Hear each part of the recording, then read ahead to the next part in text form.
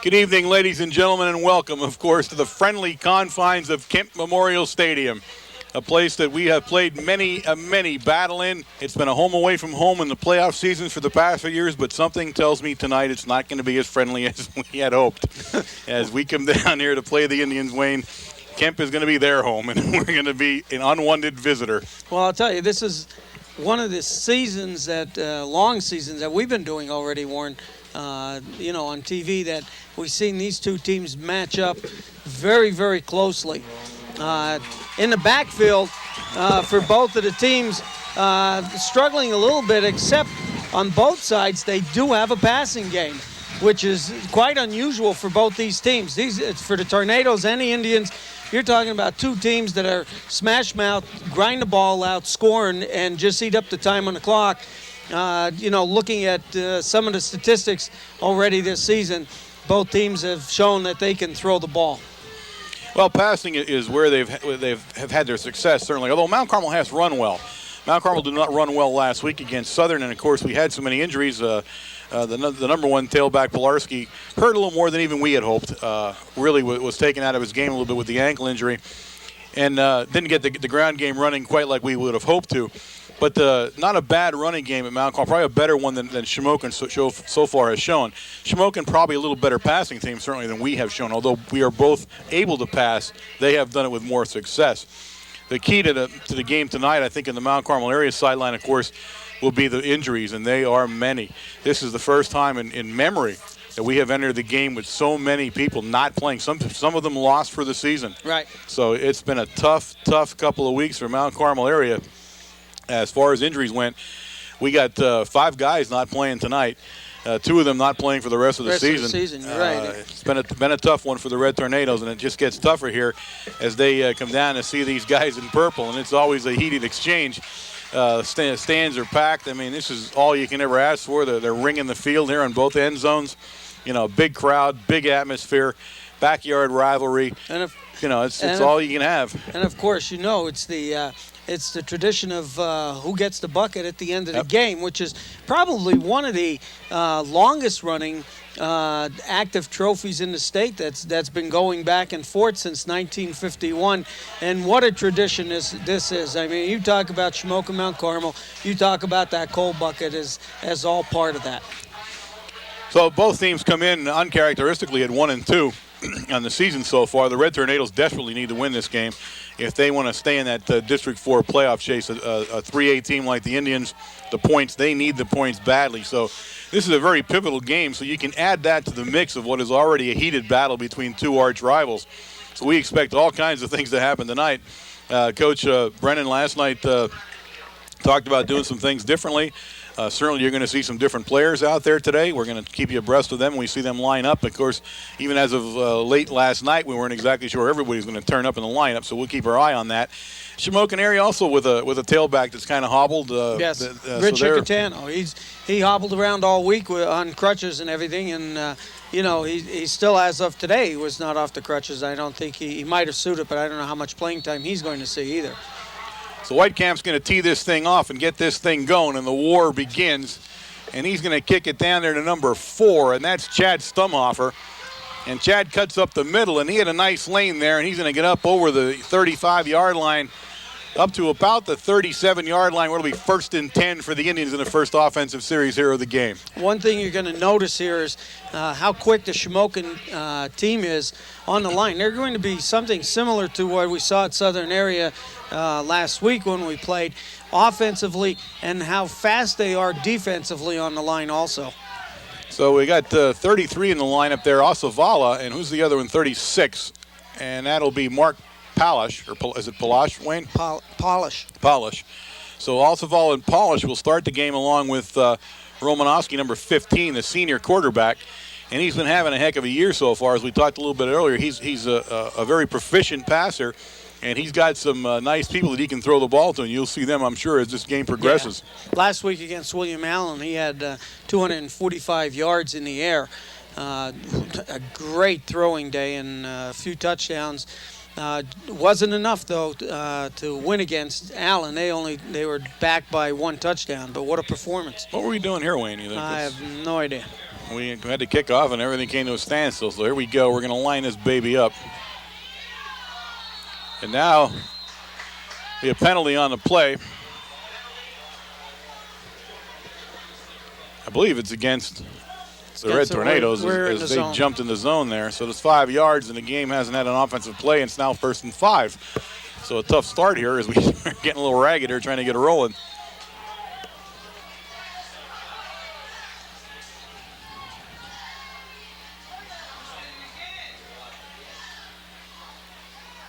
And he goes to number 33, Asavala. Yeah.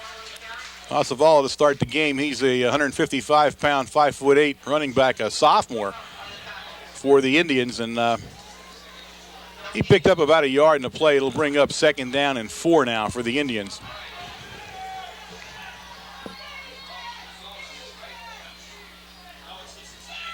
And he's going to go back to pass, and he's immediately under pressure. He eludes the pressure and looks downfield, and he throws it out of bounds.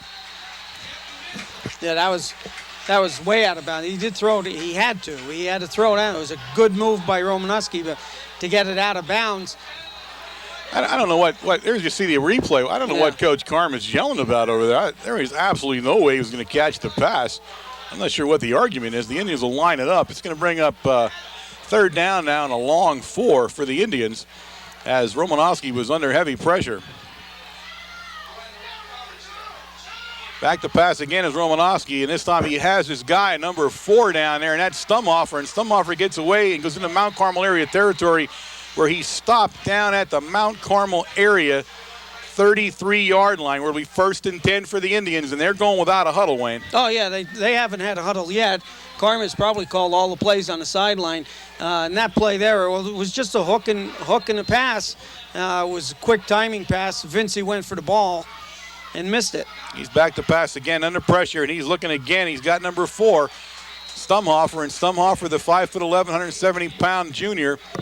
He's the flanker in this position most of the time and having a great game so far. Pickup of about 3 on the play. It's going to bring up a 2nd down and 7 for the Indians. I'm not sure what we're doing here. Was there a penalty on that play? No idea. If it is, it's down in front of the Mount Carmel bench. It's back here.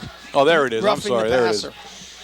So roughing the passer, a big penalty against the Red Tornadoes. It'll take the ball down inside the 30-yard line, putting it down all the way down at the 19-yard line. So a big 15-yard penalty against the Red Tornadoes. The ball now on the 19-yard line where it's 1st and 10 Indians. Romanowski again, back to pass again, looks for Stumhofer, and this time he's brought down. In fact, he lost yardage on the play. Loss of about a yard in the play. It'll bring up a 2nd down and 11 for the Indians. You'll see this on the replay. Again, that sprint play right out to number 4, Stumhofer, and there you have number 41, and he makes a good hard tackle for the Red Tornadoes. Justin Leonovich in the game due to injuries tonight starting in that backfield. And now number 33 with the ball, and he goes nowhere. Nowhere is Asavala. He stopped dead in the middle of that line. You're looking at Vincey getting up. Vince Jasenchak, number 51, Brown getting up off that pile. No gain on the play. It'll bring up 3rd and 11 now as the Indians now have been stopped here on the 19-yard line.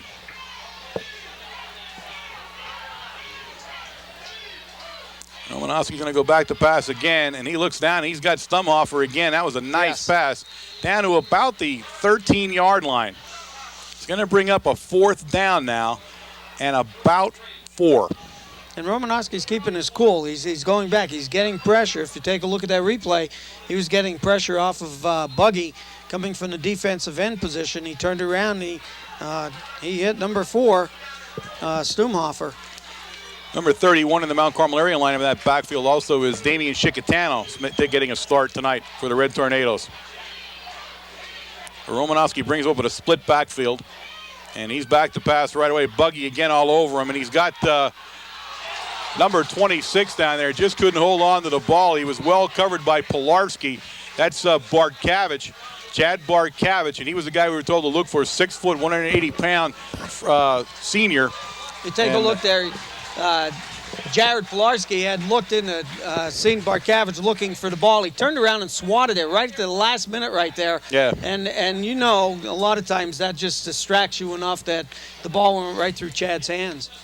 So the Red Tornadoes hold down on their 14-yard line and take over on downs at the 9:07 mark of the first quarter. It's 1st and 10, Red Tornadoes, their first possession here of the game.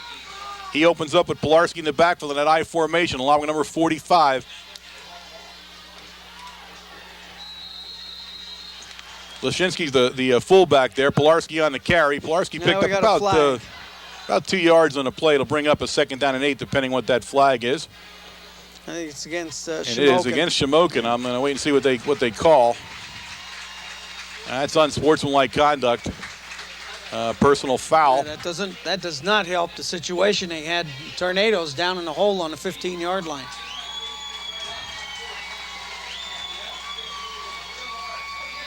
So that's a big one. It'll take the ball up into Mount Carmel area's 31-yard line, where it'll be 1st and 10. Now both teams hit with big penalties here early on, indicative of the kind of rivalry that we got going here. Chinsky will bring him up. Back to Pilarski. Pilarski gets around the end there, and he's going to be brought down by number 31 for the Indians, Scott Bailey. Nice tackle by Bailey that time. Yeah. Pilarski, no gain on the play. It'll bring up 2nd down and 10. You see, Tornadoes are staying away from the center of the line for now. They're just pitching out. They're trying to get Jared Pilarski out around the corner a little bit, just trying to stay away from the speed that is in the center of that line.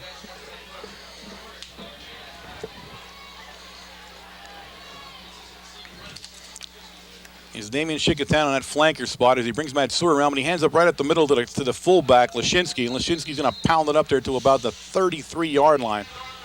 Gain of about 3 in a play. It'll bring up 3rd down and 7 for the Red Tornadoes.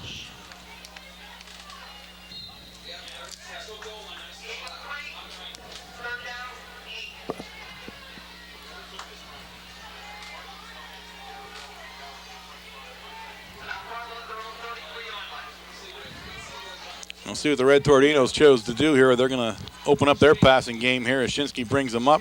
He's in the I formation, and he drops back to pass, leaves the 2 guys in there to help block under pressure, and he gets it out to Matsura, and Matsura's going to take it out to about the 38-yard line. Not enough for the 1st down, and it'll bring up 4th down, and the Red Tornadoes will be forced to punt. Some big pressure that time from the center of the line. It looked like number 25 in there, Kenny Wetzel. Some pressure on Dave. Had Dave wrapped up, and Dave did get the ball away. So Shinsky now back to punt. He'll be punting to Stumhofer. And that's who it's going to go to, Stumhofer. Number 26 down on the field is Barkavich. Is the other guy. It's down by number 27, Tim Wargo. The Red Tornadoes down at the Shamokin area, 26-yard line. Well, we'll see if Coach Carm here pulls a little bit of huddle. He's seen the first series of downs. There was not a huddle called. He was probably trying to get the defense a little mismatched, knowing that the Tornadoes having so many new guys and new faces in there. Chickatano won, and there's Justin Leonovich, although it's played some safety for the Tornadoes, but not in the cornerback position. Stumhofer in motion, and he's going to go back to pass right away. That's what he does. He's under heavy pressure by the Red Tornadoes, and he's taking it out, trying to head to Stumhofer there. He was well covered by number 41 for the Red Tornadoes, Justin Leonovich. Nice play that time by the Red Tornadoes, Swank, 2nd and 10. Swank coming in from the left guard position and putting a lot of pressure on, and just at the very last minute, then you see Buggy showing up and making Romanowski throw the ball out of bounds.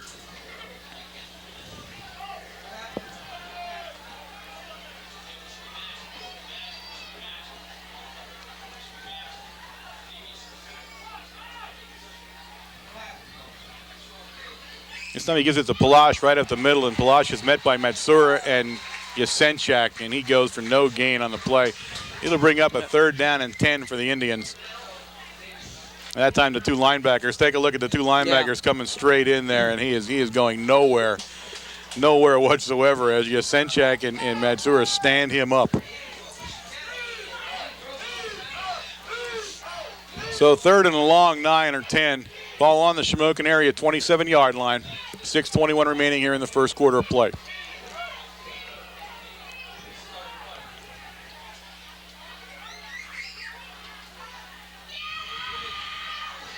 And he's looking out there, and he's got him. He's got number 26 out there for the pass guy. That's Bart Cabbage. He's stopped by Leonovich, and we'll see where they put it down on that far side. He's going to be short about 3 yards on the play, so it'll bring up 4th down, and the Indians will have to punt. I'll tell you what, Romanowski, he's really showing a lot of poise back there, getting some pressure. That time, all it was just a quick pass. Takes 2 or 3 steps to the right, and he's releasing the ball already.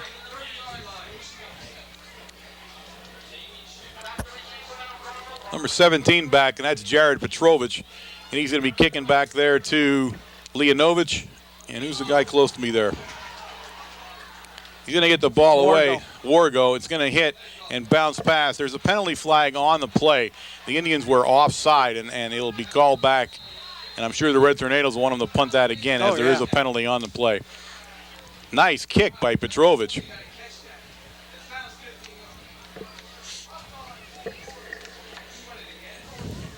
I don't think there should be much talking about this one. You got offsides, and that one's automatically coming back because the Tornadoes are not going to take that ball on the 14-yard line. That was a heck of a punt. Yes, it was. Got a good roll. So the Red Tornadoes are looking. It's going to go against the Indians, as I originally said. You're right. Why there was such a discussion about a play that was fairly obvious, I don't know. But we'll come back and redo this thing all over again. Yeah, we can hear the coaches upstairs. He's yelling. He's got to catch that ball. He can't let it hit and roll an extra 15, 20 yards on the ground like that.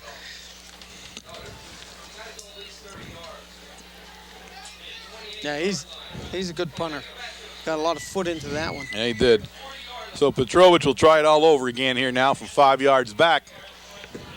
Ball sitting on a 28-yard line.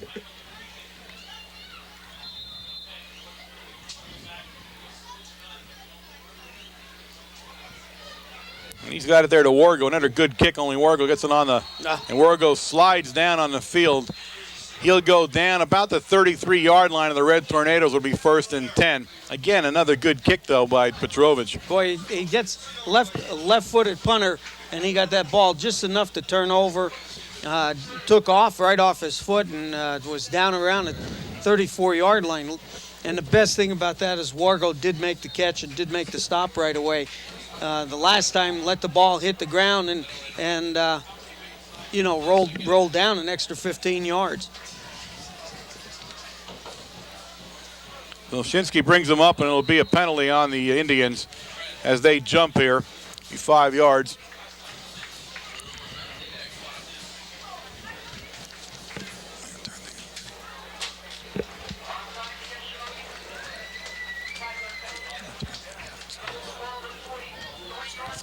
Flip the lights on. Yeah, it's right there. Thank you. I'm getting old now. This is getting ugly here trying to read. Right up the middle, and he's going to be stopped for no gain on the play. Coming up off that pile's number 20 for the Indians, Filarski. And 76, I believe, the big guy, Gene Welsh, 6'2", 265, senior for the Shamokin area Indians, and he's a load. Yeah, Matt Filarski, 5'11", 210 pounds. Great kid. I had him in class last year. Real nice kid. Hard, tough athlete. And you can see how much he's improved. He played a little bit last year, but much improvement this year. So 2nd and 5 now for the Red Tornadoes. No gain on that play. Shinsky in the shotgun, but he gives it to Pilarski in a quick opener. Pilarski trying to get around the end, and he does. He drops the ball, fumble. Mount Carmel area, I believe, picked it back up, but wait and see here. Just popped out of Pilarski's hands as he got over the 45-yard line. The Red Tornadoes will hold on to the ball, and Pilarski will put it down at the 49-yard line where it's 1st and 10 for the Red Tornadoes. And here you see him make the cut. Now you see he's got the ball a little bit loose. You see how it's moving with him? And just as he gets hit there by number 44, that's Bickert, the ball pops loose and almost a rough play for the Red Tornadoes. That was a good call because automatically, as soon as we're looking at shotgun, all year long we've seen blitz. This one again to Pilarski. Pilarski. Is that 42? Yeah, Pilarski on the play. He'll pick up about 1 on the play. He'll bring up a 2nd down and 9. Coming back with a little bit of motion, we had Lashinsky going to the left, a little misdirection. We have Pilarski coming back, and it's sort of like that slash back that Matsura runs, Warren, from the slot position.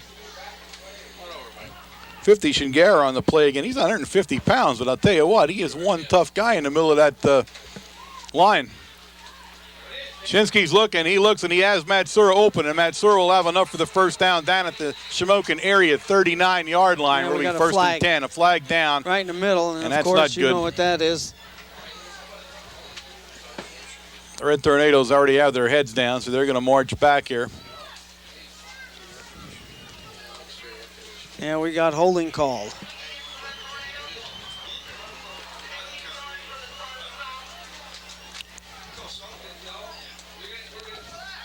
So the first down will be nullified now, and we'll watch them march this thing off and see where it'll turn up at.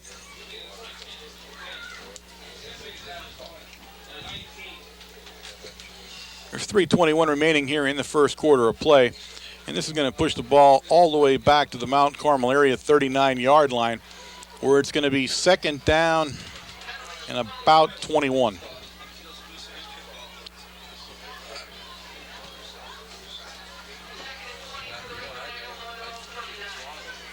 So that's a hole. After you gain the first down, you're automatically in a 21-yard hole. And Shinsky brings him up, and he looks to pass. And again, he looks downfield. He was trying to hit Medalis, but a little low. Medalis tried to scoop it off the ground, but couldn't. He'll bring up a 3rd down now and 21 for the Red Tornadoes. Look you can see in the replay here, he's well protected this time. He had a good lane. I think it was tipped there. It might have been tipped actually, is what happened. It came through. Yeah, I didn't see that in the first play, but the replay shows it tipped and it moved the ball a little bit, and Medalis couldn't scoop it up. So the Indian defense so far tonight, everything that we heard it was, all over the field, not real big, but real fast and quick. Now Shinsky go back into that shotgun again and put Matsura in motion this time. He keeps Pilarski in the help, and this is going to be Medalis, and Medalis has it. No, it's not Medalis. It's Matsura, 21. Matsura, I'm sorry, yeah. Oh, yeah, Medalis, Matsura. Stevie Matsura, number 21. I'm looking at the 1 and not the whole number there. So a big play for the Red Tornadoes all the way down to the Shamokin area, 36-yard line where it's 1st and 10.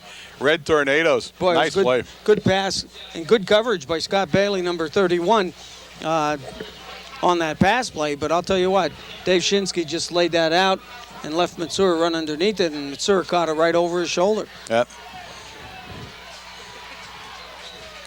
Yasenchak in the game now at that tight end spot as Shinsky brings him up. He hands it right to, I don't know who that was. Let me see who gets off the pile there first. Matsura. He takes it over the 35-yard line, down about the 34-yard line. He'll bring up a 2nd down and 8 for the Red Tornadoes. Kenny Wetzel, number 25, they're playing the, looks like the left linebacker position. They have him listed at 5'9", 158 pounds. And I'll tell you what, he's a right linebacker, right side linebacker. He's made, already quite a few plays. This time we give it to Pilarski. He has a nice little lane there. He bounces outside, and Pilarski's going to be drugged down, but not before he's down inside the 30-yard line, down to about the Shamokin area 26-yard line, where it'll be, I believe, 1st down. They're going to have to look at that. It's real close. We'll see where the spot is. Matt Rhodes just number 49 making a stop there. Boy, he had to reach out, and he just grabbed the back of Pilarski's jersey to pull him down. Yeah, I believe he may have saved the touchdown as Pilarski is around the corner there. They're going to bring him out and measure this for the 1st down. It's very close at the 26-yard line.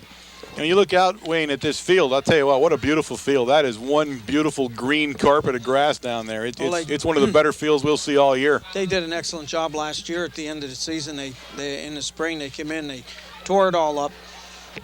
They leveled it out. They rolled it with the roller, a big, heavy roller. put a nice layer of sand underneath and came in with sod, put the sod down, and then rolled the sod back down again. And, they've kept it up all summer long, and beauty, it is nice. So the Red Tornadoes will get up to the line of scrimmage. It's third and about a half a yard now for the first down. And Shinsky will bring him up. Yasenchak in at that tight end spot, and Shinsky will pick up the first down as he's taking it all the way down to the 24-yard line. So it's 1st and 10, Red Tornadoes at the 1:22 mark here of the first quarter, and the Red Tornadoes are driving, Wayne. Well, I'll tell you, there's one thing there you're not going to stop, and that's the size that the Tornadoes have in that quarterback sneak. Shamokin is small and quick, but that's good for your dives and all your other plays that you're running. But when it comes down to picking up 2-3 yards on a straight dive play or a quarterback sneak like that, they're going to do it all the time with Swank leading the way. Well, the Red Tornadoes come up 1st and 10. Puts Matsuri in motion, and we're going to have an offside penalty, a motion penalty on the Red Tornadoes. It'll be 5 yards. It'll be bring up 1st and 15 now. Not the place to make a mistake. No, you don't have much time left here in the quarter. It sort of pulls you back now a little bit. 1st and 15. Now you're taking from the 29-yard line. And by this time, all the jitters should be out in this game. The first series is where you get them all out, and you get down and concentrate on what needs to be done. Oshinsky will bring him up. The ball sitting now just touching the 30-yard line of the Shamokin area Indians. Got the eye backfield with Pilarski in motion now, and he'll drop back to pass. He's looking for Pilarski. He's looking for the big guy to tight end. Yasenchak out in the flat there, just a little high for him. He was covered in there by number 25, Etzel. And you look at that matchup, Etzel at 158 pounds. And then you look at Yasenchak at 220. It's a little bit of a mismatch there. Good call by Coach Brennan that time, because Shamokin had overloaded the white side of the field with their defense. And we did show motion this way a little bit to the right side. And we had Pilarski sweeping out the zone going down the left side. And boy, that left Vinci wide open. So back to pass is Shinsky under pressure, and he's hit as he throws, so it's coming up short.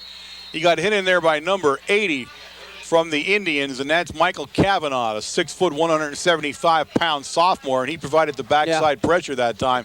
Hit Shinsky just as he left the ball. Shinsky short-armed the ball down into the grass.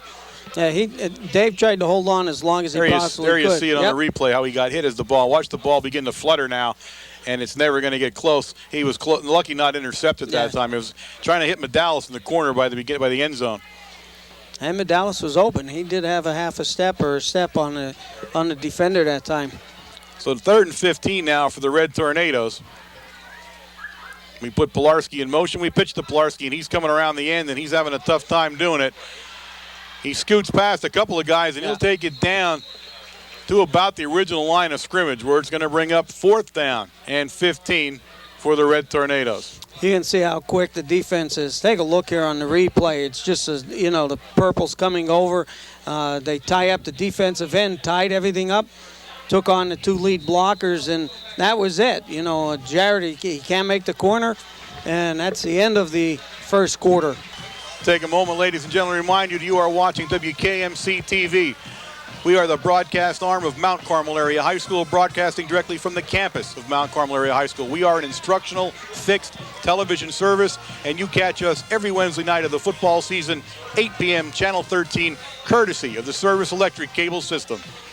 Remember, Mount Carmel Area WKMC TV is live every morning, Channel 13, 7:30 a.m. Tune in. Learn everything there is to know about Mount Carmel area. So a tough first quarter, Wayne. Pretty much what we expected. 2 good defenses hacking away at each other out there. And these are the types of games that you really enjoy watching because of the defense. I'm more of a defensive person than I am an offense, and there's a little bit more strategy behind it. Just like in that last series where Shamokin had overloaded the wide side, and in that case there, and Coach Brennan went to the weaker side. But I'll tell you what, everything that we heard this past week about Shamokin being a little bit smaller but a lot faster, and it was their defense that had kept that beat Milton actually. It was their defense in the third quarter that took Milton right out of the game, and that was a big upset at the beginning of the year because Milton was picked to be the district champ in their division.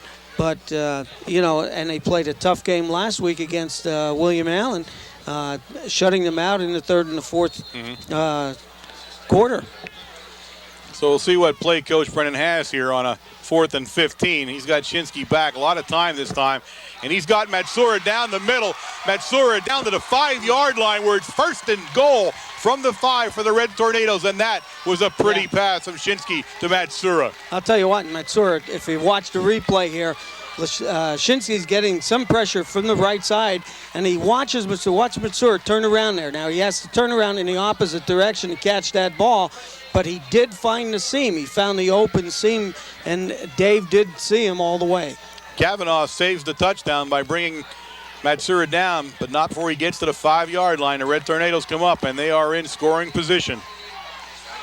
He puts Matsura in motion now.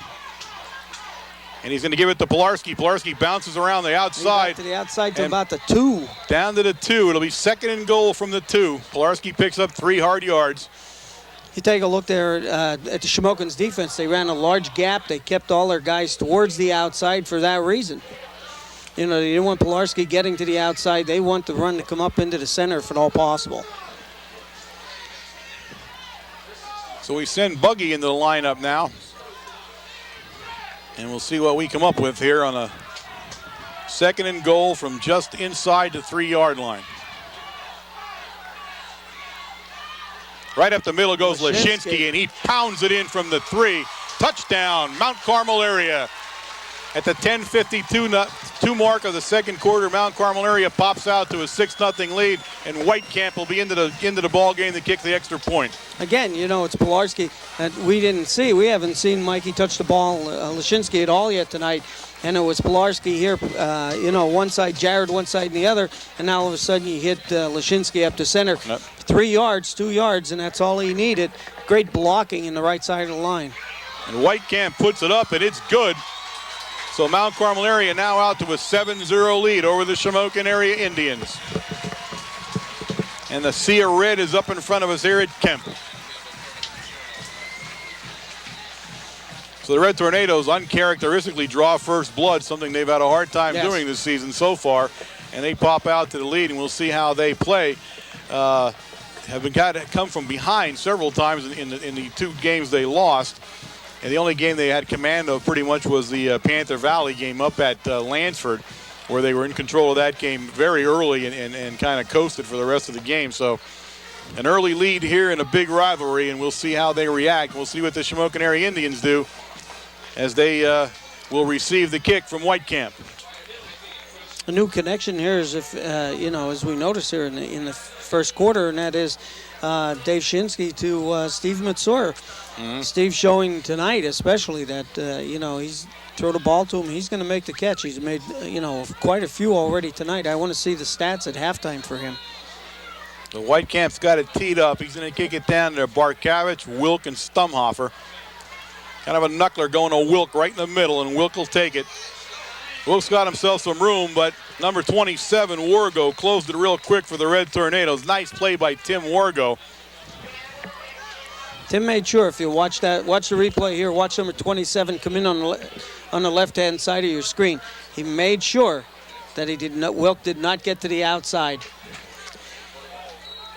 So the ball's sitting down on the Shamokin area 33-yard line where it's 1st and 10, and Romanowski will bring them up. He's got Ozavala and Palash, and now he's moving them to the opposite side of the backfield. This is going to go to Ozavala, 33, right up the middle. He'll pound it up to about the 34-yard line, get him a yard on the play. Stopped in there by Yasenchak, the big linebacker. Yasenchak, Matsura, the other linebacker in there, and of course number 51, Brown. Yeah, Brown in the middle there. Big Dave Brown. On there. So running yards hard to come by for the Shamokin area Indians so far, and that has been the pretty much the MO of this team throughout the first 3 games of the season. And now Romanowski will back to pass where he's more comfortable. He's under immediate pressure now. And this time he's brought down in the middle there. That's big number 54, Randy Swank. Big loss for the Indians all the way back to the 21-yard line. Swank showed the quickness that time for a big guy. Swank is 6'1", 260 pounds. It'll bring up a 3rd down now and 22 for the Indians. Swank has been making some moves there on the left tackle to come in like that. We've seen his number in the backfield pretty much in the first quarter, close to getting Romanowski the quarterback. But that time he did. He made a great sweeping tackle. So Romanowski now looking again under immediate pressure again from the 2 big ends. He's got number 19 out there on a nice pass play to 19. And that's Dustin Martin, but not close to the first down. He didn't get back quite to the line of scrimmage, and it'll bring up a 4th down, and the Indians will be forced to punt. Boy, some heavy, heavy pressure. Take a look at Buggy coming in, and Bierster, number 59, from the other side. And as soon as Romanowski released the ball, man, he was hit pretty hard. So what you saw there was Martin was in good position. And what happened was, although he got the pass off, he was rushed and backing up so far, it made it real high. Martin had to turn himself around and get up in the air to get it. And that, unfortunately, caused the pass to go a little bit errant from where it should have been, and there's no chance to pick up the first down. The Indians have called timeout on the field here at the 9:23 mark of the second quarter. They're in a punting position. It's 4th and 13 for them. Number 17 in the game is Jared Petrovich, and we have seen Jared Petrovich can kick the ball. Oh, yeah. He's had 2 great punts already tonight, so he's somebody to be reckoned with here from the Indians. And that is his specialty all season long. And in fact, against Milton, they said that he kept them in a hole all night long. They just could not get their offense going, and it was because of the punting that he was doing that night. So it is his specialty, and he does it very well. So 41, Leonovich back there along with Wargo to take the Petrovich punt.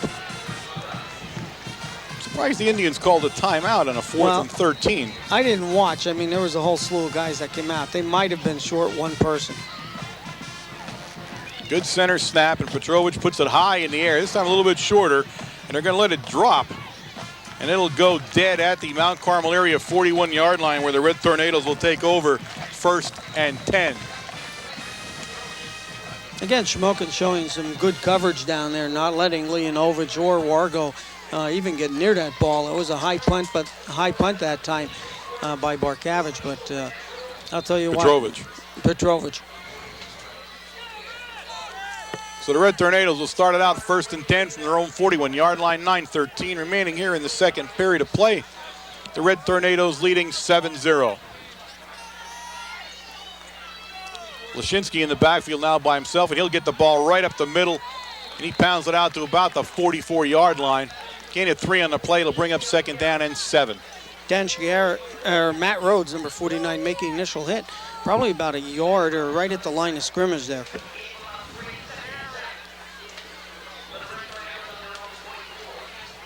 So Wargo comes in now, and Matsura will come off. I'm sure Matsura needs a breather here as he's been playing both offense and defense here so far in the game. He'll come out for a breather. And he's going to bring Wargo and Medalis out to his left, split wide in the I backfield. This time it's Pilarski. Pilarski gets over the 45-yard line to about the 46-yard line. And I don't know if we saw a flag go down or not there. There's nothing. No flag went down that time. And now we missed that one. So it's going to bring up 3rd down and 6 now for the Red Tornadoes. As Wargo trots back off the field and Matsura trots back on.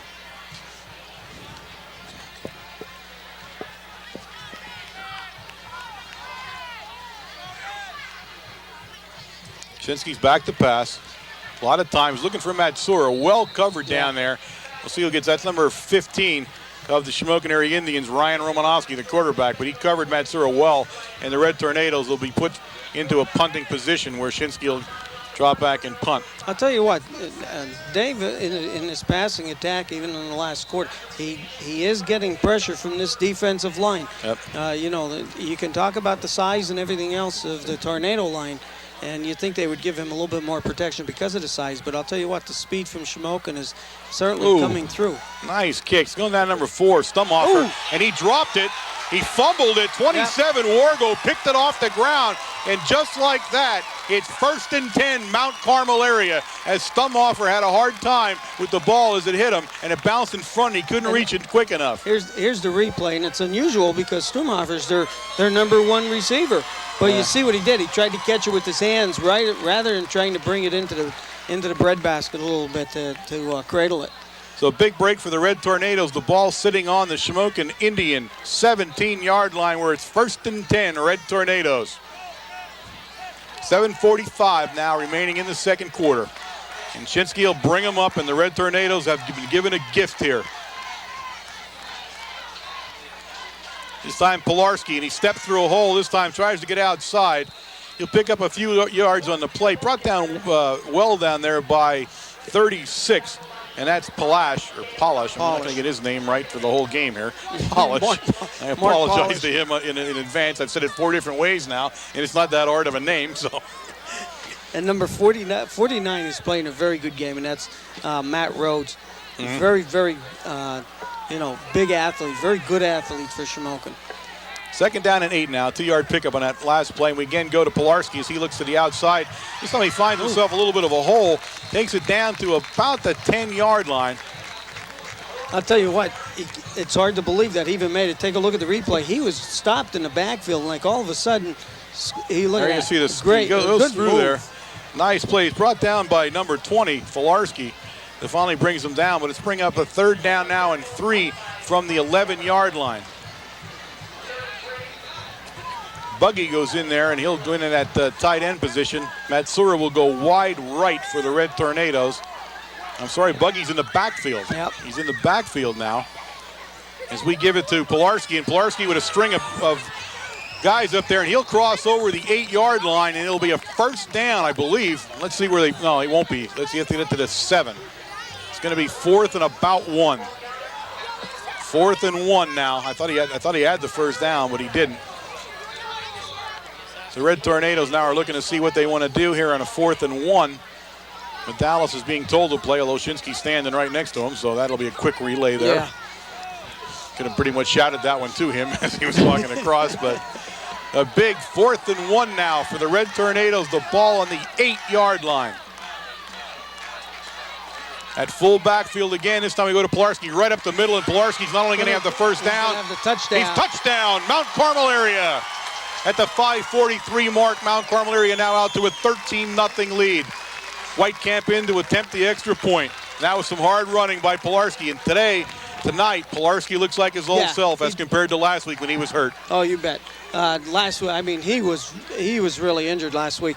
And the thing about it is, we come into this week, he didn't recoup very much, and now he's forced into playing his defensive cornerback position now, let alone running on offense, and he's having a great night.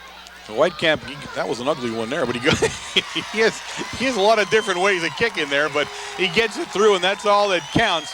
So at the 5:43 mark here of the football game, Mount Carmel area now out to a 14-0 lead over the Shamokin area Indians. And you can see why they put Buggy in there. Buggy went in, and you got a full house backfield, and it's just a straight dive play over. In fact, number 79, John Skinner, the sophomore, is playing the left tackle position right next to Nick Cuff. So the Red Tornadoes showing some offensive spark here tonight, something that they lacked last week, and kind of firing on all cylinders at the moment here, despite the slew of injuries that have hit this team, as we talked about earlier. The defensive backfield missing Hynoski and Dara. Right, both guys out. Dara's out for the season, and Hynoski is questionable. He did have his hand operated on this week, and he's even questionable about whether he's going to be back or not. He got Greco out of that lineup, the promising sophomore. He may be lost for the season, too, as we wait to see what really comes about that knee injury. And Brown is hurt. And Brown is playing hurt. Whitecamp puts it up right to Stumhofer. This time it bounces off his face mask that time. He's having a heck of a time down there. I believe he recovered the fumble this time, though. Hit him right in the face mask. And he had all he could do was to get up there and get it. So he's had a tough couple of plays down there, and I'm sure he's thinking to himself. He's had a good game all around. He really has, but he's had 2 tough plays there, and just bounced right off his face mask. You can't even hide it there. But he did well to recover the fumble, and Shamokin area retains the ball. It's 1st and 10 from the Indian 22-yard line.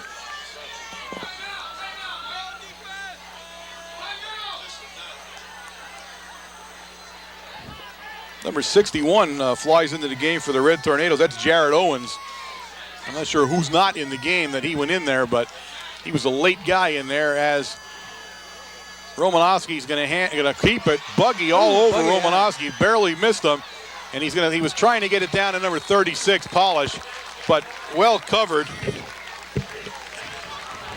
Polish coming out of the backfield that time. He is the fullback. He's coming out of the backfield and trying to get open. The only thing is there was another receiver down there, number 19, Dustin Martin, in the same area. Again, heavy pressure, though, really is changing that play a little bit for Romanowski as Buggy was all over him in the backfield. Brings up 2nd and 10 now for the Indians. Split backfield for the Indians. And reverse to Stumhofer, and Yasenchak completely destroys the play. The Indians will lose yardage, and the All-State candidate, number 6 down there, Yasenchak, all over that play. I'll tell you what, they were lucky. 33 never even had the ball. No, he never had the ball. That ball was up in the air, and Stumhofer, number 4, picks it off in the air. Yeah, Cuff was there to make sure it went nowhere, but Yasenchak really was the time bomb in that play. 3rd and 15, 5-yard loss on the play as the Indians come up to the line of scrimmage, the ball on the 18-yard line. Romanowski back to pass. This time he's got some time, and he's got a guy open, and it goes through number 19 there for the Indians. That's Dustin Martin. Ball was low. He had some time to throw it that time, but falls incomplete. And now it is 4th down and 15 for the Indians. And Dustin Martin is actually was their quarterback last year. He was their number 1 man that they went to. He's the backup quarterback this year, and they moved him out into the receiving position a little bit here. So Petrovich is back to punt now. He's looking at Leonovich and Wargo here, and they're at the midfield stripe, so good field position for the Red Tornadoes. And they got a block on there. They nearly got it. Forced him to kick his first bad kick really of the afternoon or the evening, and it's going to only go out to the 34-yard line where the Red Tornadoes will take over. 1st and 10, and great field position again for Big Red. It looked like number 31 was. Shikatana was all over that. Was all over, and he had his hand up right in front of Petrovich's face. Actually forced Petrovich to turn his body, and that's what happened. As soon as he got his body turned, he was in trouble. But he was lucky to get the ball off, and he did do that. But great field position for the Red Tornadoes as they now again are on offense, and they've been pretty tough on this Shamokin area defense in the last 2 drives. This one goes right up the middle to Lashinsky, and he keeps churning those legs down there. He'll go inside the 30, down to the Shamokin area 29-yard line. He'll bring up a 2nd down and about 6. Second down and 5. Mike picks up 5 tough yards. Again, number 49, Matt Rhodes, making the initial hit in the backfield there. Tripped him up a little bit. Mike kept his balance to pick up that 5 yards. That was a tough one.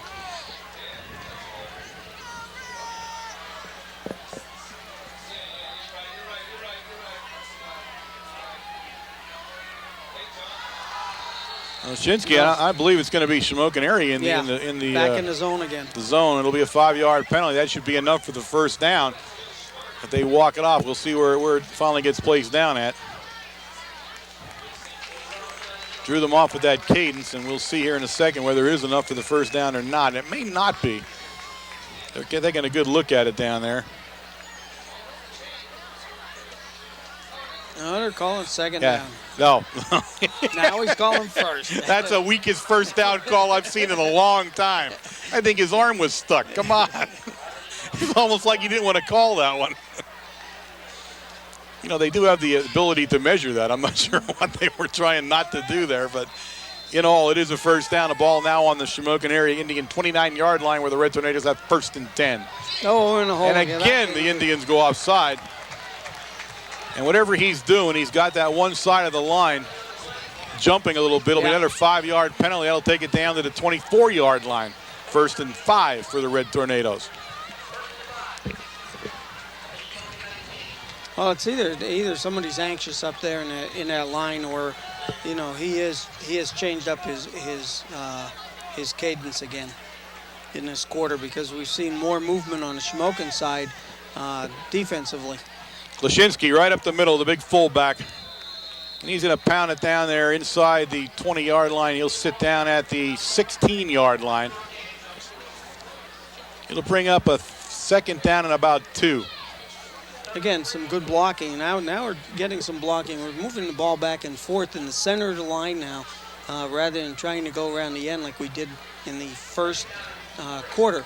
In that last series, we were trying to get over Cuff and John Skinner. Now we're over on the other side with Bierster. Full house backfield. And they go right to Lashinsky there, and I don't think he's going to do it.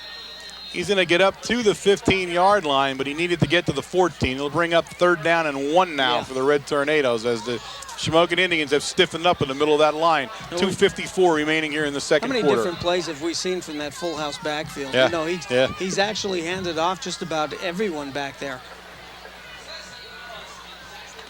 So it's going to be 3rd down and 1 now. And we'll see what the Red Tornadoes have up their sleeve. Ashinsky brings them up, and again, that big backfield now. But he's going to sneak it, and we'll see where they put his forward. I don't think he got it. No.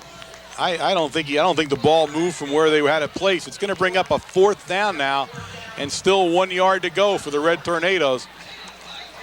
He didn't get much push on that one at all, Wayne. No, well, I think Shamokin was looking for it, because they brought everybody up to the line. In fact, the number 44, the free safety, even was up playing. It was in a monster position as a linebacker, so they knew where the play was going.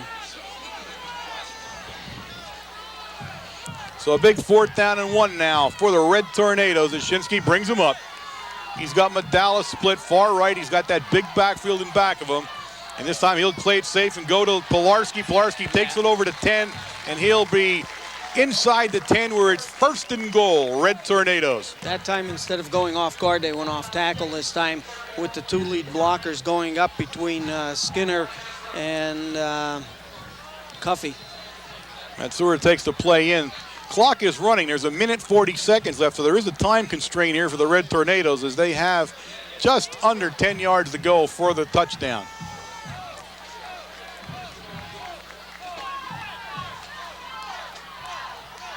Pilarski goes through a little crack there, but he's going to be brought down by number 63. A nice play by Matt Klein for the Indians. And Klein, 5'9", 145-pound nose guard, a sophomore. As the Red Tornadoes march up to the line of scrimmage, and we'll get back into play here. 1:11 remaining in this first half of play. And we pitch it to Pilarski, and Pilarski's got himself a head of steam there. He makes the cut. He'll go in for the touchdown, but a flag thrown right in that group of players, and that'll go against Mount Carmel area. There was, to tell you the truth, I watched that through the binoculars. There was nobody there. Yeah. That was a nice play. The Red Tornadoes had the whole team going to the left, and Pilarski just followed them into the end zone. But you're going to see the. Take a look. He just look at that cut. Picked that nice. You don't see in there the hole, but obviously it is there as the flag came right in the middle of the pile. He'll march the Red Tornadoes back, all the way back until the 17-yard line, where it's 2nd and goal from the 17. Or is it 1st and goal? 2nd and goal. 2nd and goal from the 17. And that's a little bit more of a hoof now as we go under a minute to play here in the first half.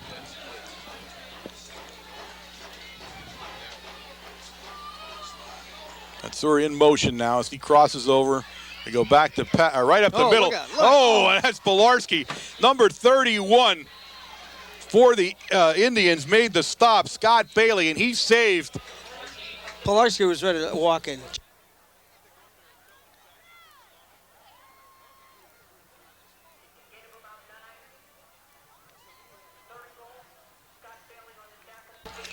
I'll tell you what, Scott Bailey did save a touchdown. Jared was actually ready to walk into the end zone that time. It was a great call sort of looked like we were going to the outside, and we had a beautiful trap play up into the middle. Had all the blocking assignments taken care of, and boy, Jared had nobody touching him whatsoever. Now, I'm a little bit concerned here as a timeout. I'm not scheduled to take a shower till Sunday. This thing's going to really wreck the works up here. My goodness.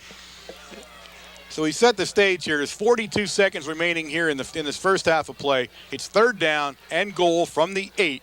Mount Carmel area leading 14-0 and knocking on the door here one more time before the half.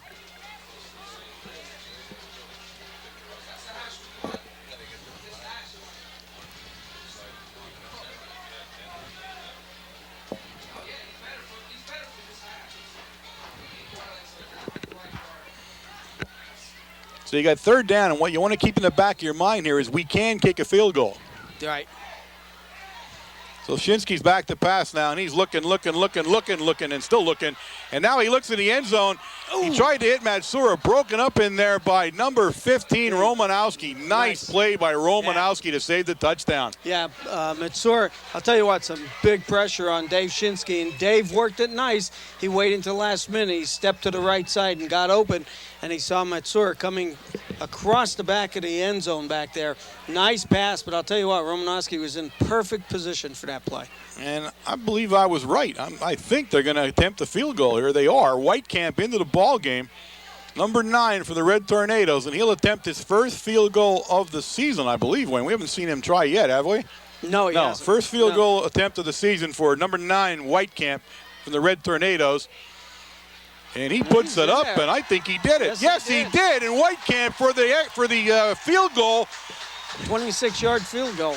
So at the 29 mark here of the second quarter, it is Mount Carmel area 17. The Shamokin area Indians nothing, and Whitecamp has got to be thrilled with himself. The big guy, Andy Whitecamp, number 9. I'll tell you what, and it's difficult too because he's kicking from the left hash mark, and anytime you're kicking from the hash mark soccer style, either to the right side or to the left, you are going to have a little bit of difficulty because your line of sight is not in the center of that goalpost. Oh, and the other thing is, guys like me, you try to attempt a soccer-style kick and you do serious groin injury. Oh, that's true. I mean, let's face it, there are some restrictions here. But, I think that's the first time in I'd say about 6 years that you were right. You're right. I called that one pretty well that time. Of course, it was a guess like every other one I ever do, but this time I was right. But he put a lot of leg in that baby. Had a nice hold and a nice snap, and everything went perfect. So his first field goal of his career. Of course, Whitecamp, a guy we had never seen before. He's a senior, his first year playing football, his first year kicking the football. So he's got to be thrilled with himself, and we're happy for him. A 6'2", 205-pounder. And he pooches the ball down this time. Asavala will pick it up and come upfield with it. He's got himself some room there, but he's going to be brought down about the 33-yard line by about 100 guys here. We'll see who gets off that pile. Wargo's one of them. Lashinsky's one of them. 35. Robbie Shivel, who had also down there on the play. So the Indians have 23 seconds left here to mount some kind of movement here before the half comes. Now, if I'm not mistaken, in that timeout that Coach Corm called, number 4, Strumhofer was walking out. He walked off pretty slow, and I think he was hurt a little bit in that last play, and I don't see number 4 in the lineup, and he's one of their number 1 receivers. This time we got number 36 with the ball, Polish, and he'll be taken out of bounds, I believe, before they finally put the ball down. We'll see where he ends up at here. He's at the 38-yard line. It's going to bring up a second down and about 6 for the Indians. Yeah, number 9, Jess Butlers, has taken that wide receiver position. For number 4 there. For number 4, Stumhofer. Yep.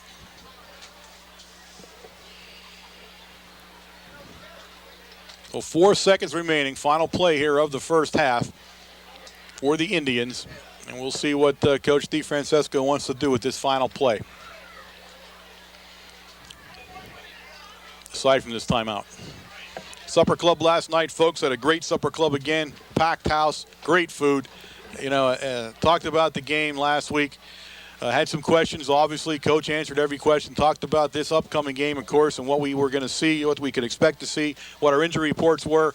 I mean, you get every detail that you could possibly want of a football team. We met some fine young men and a couple of cheerleaders again last night. Broke some bread with those people. So all around a great night. Please come down to Supper Club.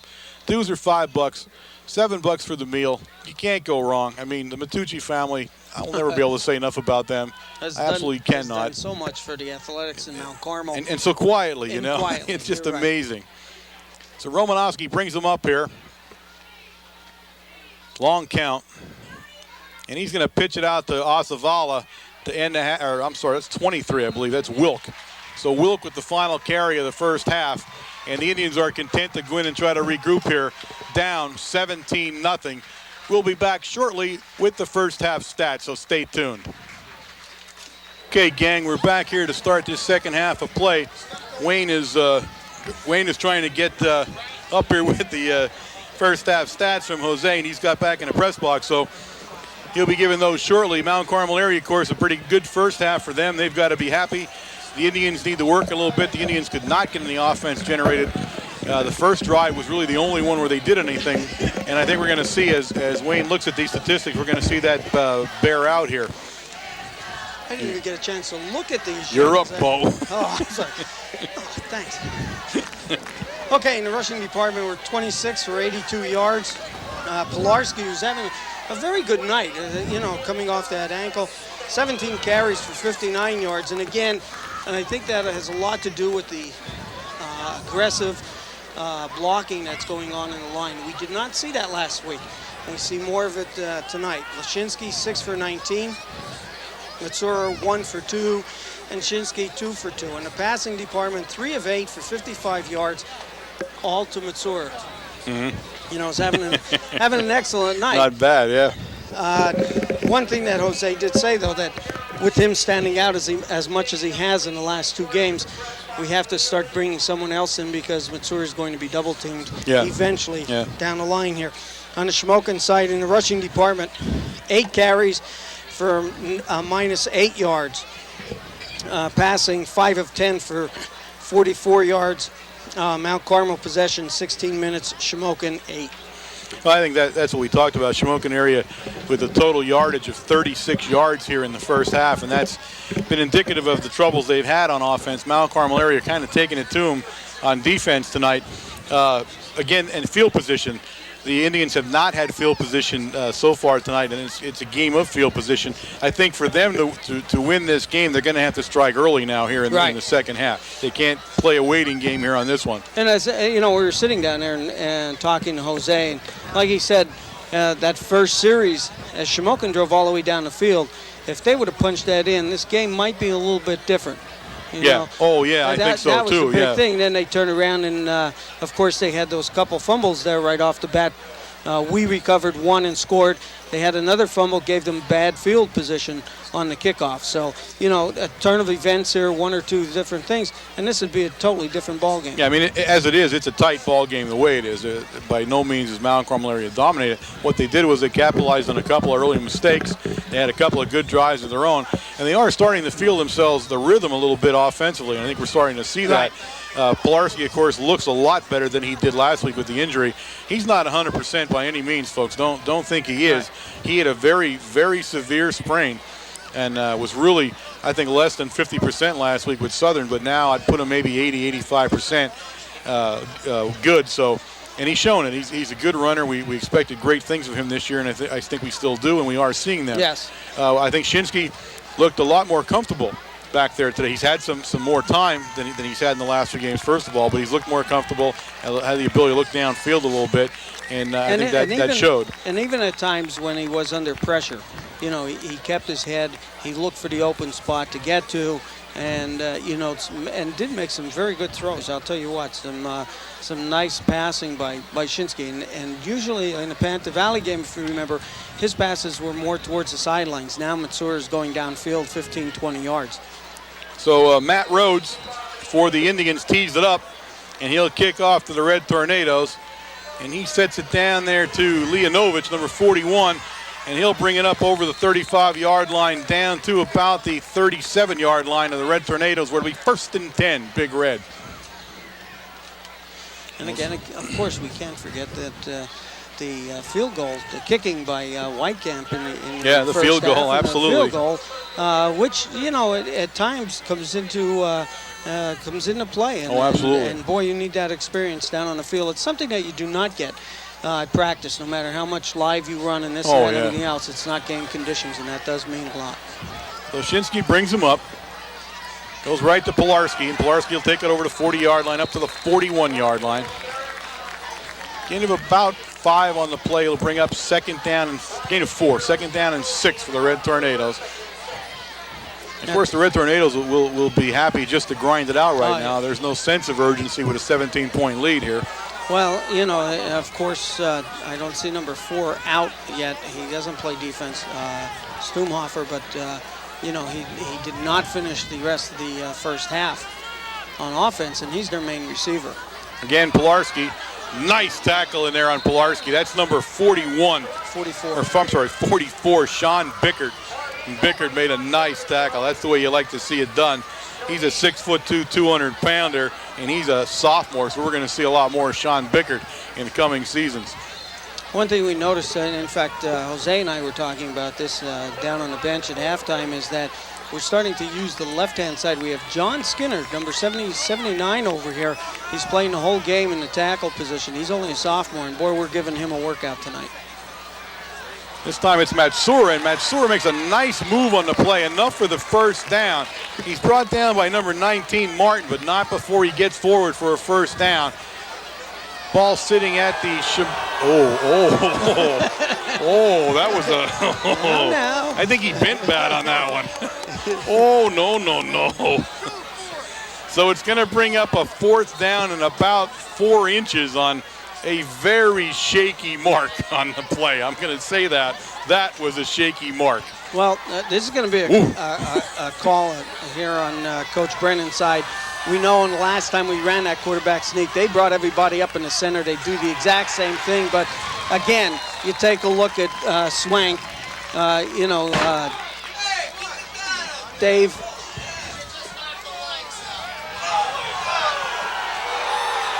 Well, there was a spot to match the last spot, Wayne. Well, this one's worse because they brought it back. It's a first down, but I got a serious problem. I think that guy may have had a stroke. Yeah.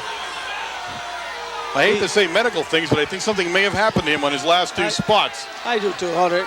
They're not even going to measure this one. They're giving it to him. Yeah, but this and guy... they really should. I don't even know why he touched that ball because Dave was all the way up to the 49-yard line. This guy needs to wake up and smell the roses here. There's something seriously wrong with him in the last 2 plays. That's not what you want to see in a big game like this, and it's not that hard to spot the ball. 10:02 remaining here in the third quarter. It's 1st and 10 for the Red Tornadoes on the Red Tornado 46-yard line. There's a timeout on the field, and I'm not sure. I think we called the timeout, didn't we? I don't know. I think the Red Tornadoes did. I was busy dodging the shrapnel from upstairs and the poor spots, so I never did see what happened. So a little bit of controversy here in the third period as we've had some two tough spots to the ball, but still a first down, and that's all that counts here. As Coach Brennan runs off the field, and he had himself a little bit of head of steam when he went on there, didn't he? Yeah, he did, but he continued right to the huddle, And of course, the huddle just looks at him and thinks, "Oh my gosh, he's coming over to us yet. Why isn't he going to the referee?" He was coming in like a bull on that one.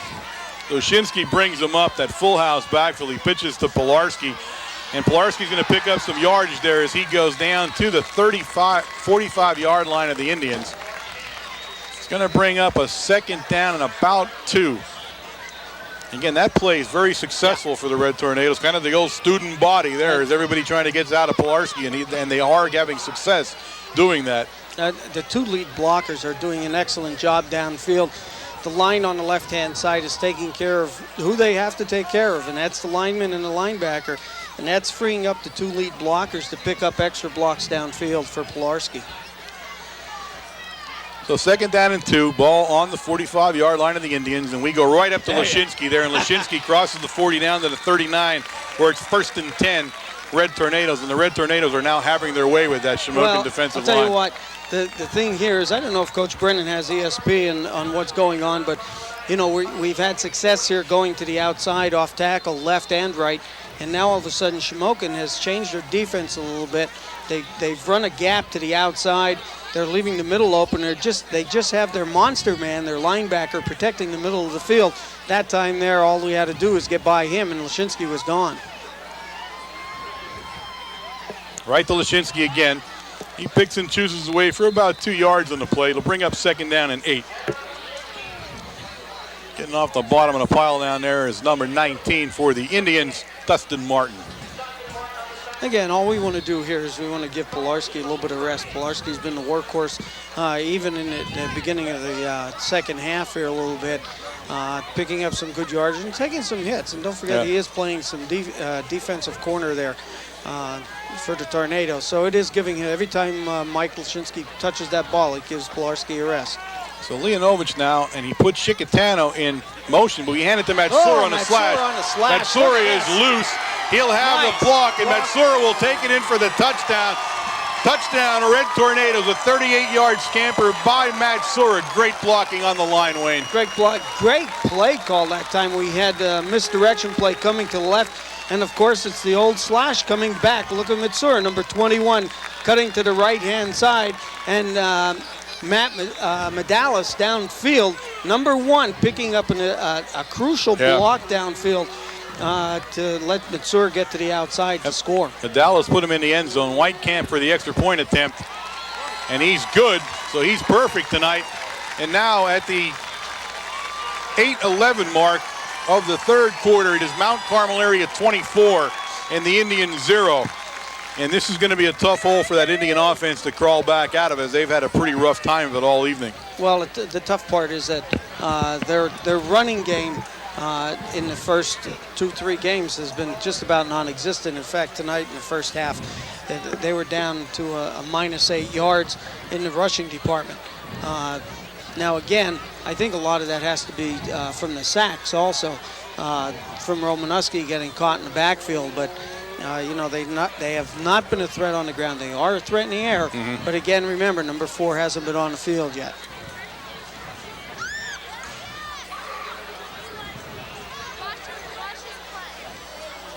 So Whitecamp will tee it up, and he'll be kicking off to the Indians down there. He's going to have Wilk down there in the middle. He's got, I think that's 26, Barkavich on one side of him, and Osavala down on the far side.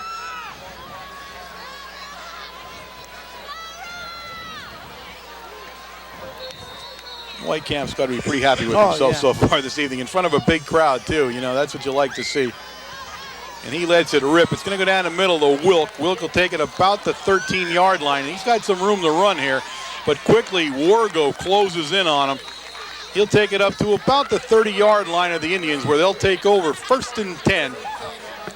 And that was nice coverage by Wargo as he closed pretty quickly. I'll tell you why. Wargo plays an outside position, but what he does, he has a great line of pursuit. He makes sure that the ball carrier is contained on the inside, and then he picks his angle. And a lot of kids don't do that. They always run to where the ball is at, not where it is going to be, and Wargo has a great sense of that. So Romanowski brings him up. He's got a full house backfield in front of him there, and he's going to put Barkavich in motion. And he's going to go back to pass. Shikatano was all over him, and now everybody's all over him.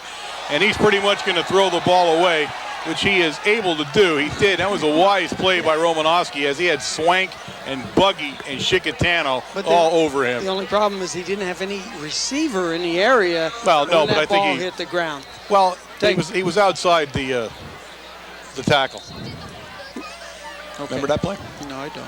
Well, 2nd down and 10 now for the Indians, and Romanowski brings him up, and Romanowski's in shotgun formation. This looks like a screen pass right in the middle there. And Shikatano, Damian Shikatano, and Leonovich popped him. That's number 44, Sean Bickert. Oh, Bickert. Now, Bickert's a pretty tough kid in his own right, but we had some nice hits in there. And Leonovich popped him, but here's a nice thing. I don't know if you can see it there. Brennan called Leonovich over because Leonovich had a couple of things to say about it. And I think Coach Brennan said, look, you had a nice hit, live with that the way it is. You don't need to talk to anybody about it.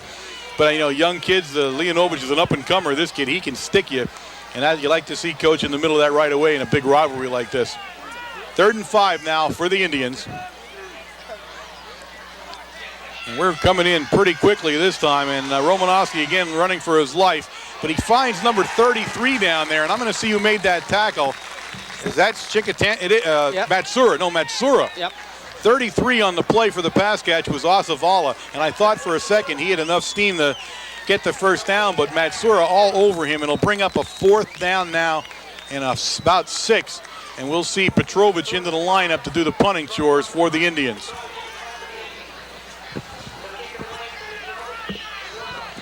Leonovich and Wergo are back deep for the Red Tornadoes.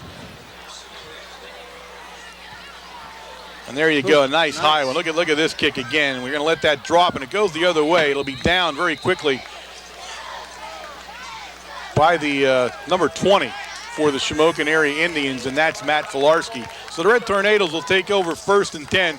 The ball down at the 32-yard line of the Red Tornadoes, and the Red Tornadoes in control of this ball game at the 6:29 mark of the 3rd quarter, 24-0. Some aggressive defensive play there by the Tornadoes in that last series, and I think that's what's making the difference. And although it's 24-0, and I think they can let loose a little bit because they know that Shamokin has to throw the ball. Right to Lashinsky. Lashinsky will take it up just to about the 25-yard line. I'm sorry, the 35-yard line. Gain of 3 on the play. It'll bring up 2nd down and 7 for the Tornadoes. What a night for football. Oh. What a beautiful night for football. Doesn't get any better than this. Perfect weather, not real hot. A great night, a fantastic stadium to play it in. I'll tell you what. This is what high school football is all about. We were down in the field, where Jose was telling us how great that field was. Man, it is like a carpet down there. I couldn't believe it. Pilarski now. Pilarski kind of jumps over the pile there, but he takes it up to about the 37-yard line. It's going to bring up a 3rd down and about 5 for the 1st. And the Red Tornadoes contend. Look at we have a little bit of a leap in the air. Yep. And he had a quick hole there, but number 76 for Shamokin coming back in to make the initial hit.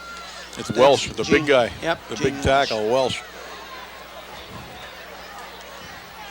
They have real extremes there. You got Welsh sitting there at 265, and you got a guy 150 pounds next to him. Shinsky's going to go back to pass. He's under a lot of pressure, and he's going to be brought down this time. Number 80 in on the play that time, and also we'll see again number 44. That's Bickert, and a personal foul, I believe, is going to be called on the play. And this is what Coach Brennan did with us a couple of seconds ago about talking like that. Made a nice play, Kavanaugh and Bickert. But it's going to be a personal foul on the Indians, and it's going to drive the ball up another 15 yards, and that's not what you want to do. That's a mistake a young team makes. That's exactly what happens. They're frustrated now. 5 minutes, 8 seconds remaining in the 3rd period, and they made a mistake with their mouth, and that's not what you want to try to do. So the ball now up at the 47-yard line where it's 1st and 10. And the Tornadoes, all they want to do is just grind time. That's all they're looking to do right now. Wergo goes in the lineup now along with Buggy. Yasenchak, the big guy, comes out and he'll take a little breather there. Puts Wergo in motion. We pitch to Pilarski, and it's a little bit different version of that play. And Romanowski is all over the play. Nice play by Ryan Romanowski to stop Pilarski for about a gain of an inch. So it'll bring up a 2nd down and 10 for the Red Tornado. That he smelled that play really well. I'll tell you what, some good motion on that, but we just did not pick up the blocking assignments as we were coming downfield as we should have. We left too many guys go by. Usually when we run the sweep like that, we have all, the 2 lead blockers shoulder to shoulder coming through, and they're just running over people. So a different look to a play that we haven't seen before, and it takes a little bit to get used to. Shinsky's looking for Medalis, and he's got him. Oh, and just can't hold on. Just outstretched hands of Medalis. That was a pretty pass from Shinsky to Medalis. He just couldn't get his arms out far enough. Tell you what, Dave Shinsky under pressure that time, and he did what he had to do. He didn't roll out of the pocket. He stepped up into the pocket, and you can see the timing on that pass was perfect. He laid it out there just at fingertip length, but boy, Dave showing exactly how accurate he is when he can throw the ball and you give him enough time. He can thread a needle, and there you saw it. That was a beautiful pass. So 3rd and 11 now. Ball on the 46-yard line of the Red Tornadoes. Back to Shinsky's in that shotgun this time. Looks downfield, and he's, I'm trying to see, is that Medalis? Yeah, Medalis slid down there just as the ball was coming to him, and he couldn't reach back out. So he goes down on the turf. It'll bring up 4th down for the Red Tornadoes, and they'll have to punt the ball away. You see how fast those balls are moving, though. Oh, yeah. He can really whiz the ball into you.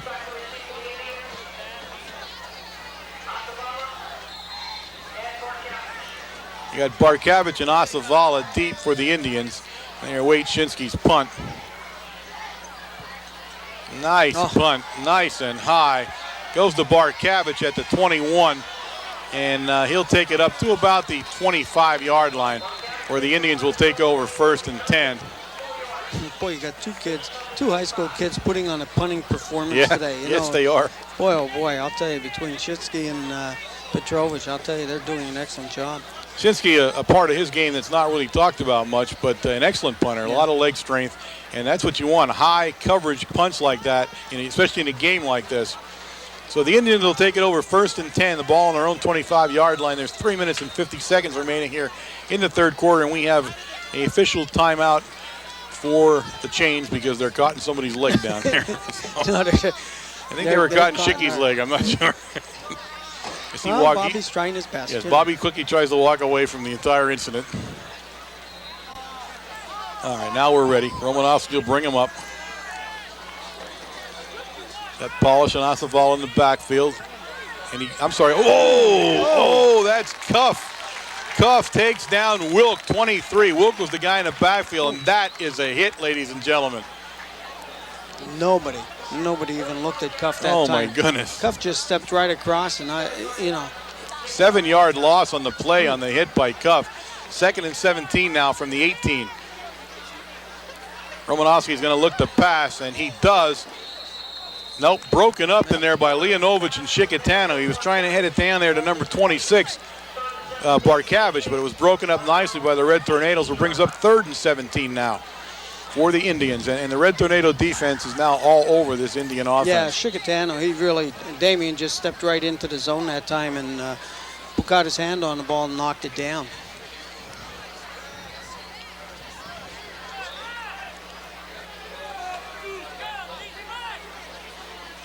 An obvious pass play here for the Indians as Romanowski comes up under center, and the Red Tornadoes are just teeing off on him. Right over the middle. They hit number 19 down there with the pass play, Martin, but the ascent check all over that play. And he goes down about the 24-yard line. Take a look at the replay here. Vincey's not fooled at all. As soon as he's seen Romanowski going up to throw the ball, he steps back into the zone. And makes an excellent hit. When Vincey hits you, your forward motion comes to a halt. Very quickly. So Petrovich in to do the punting chores again for the Indians here, and he's standing at his 10-yard line. Penalty flags are flying.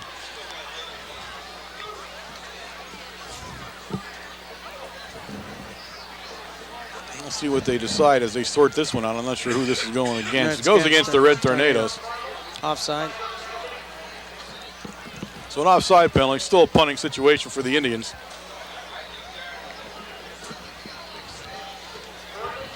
Leonovich and Wargo deep.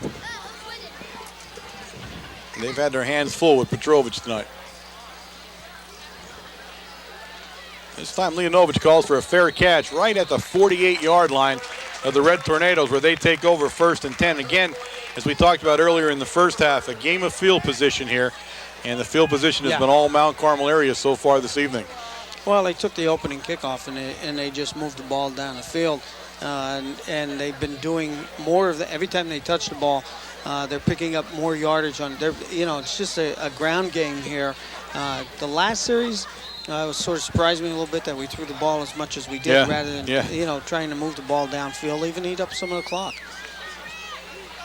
So 2:34 remaining here in the 3rd quarter as Shinsky brings him up. Split backfield. And this goes to Pilarski on that slash, and Pilarski will take it up to about midfield. Brought down in there by Bickert and number 49, Matt Rhodes. Bickert having a tough game for himself today, too. He's been all over the field. He's a tough guy. I like him for a sophomore. He shows a lot of hit.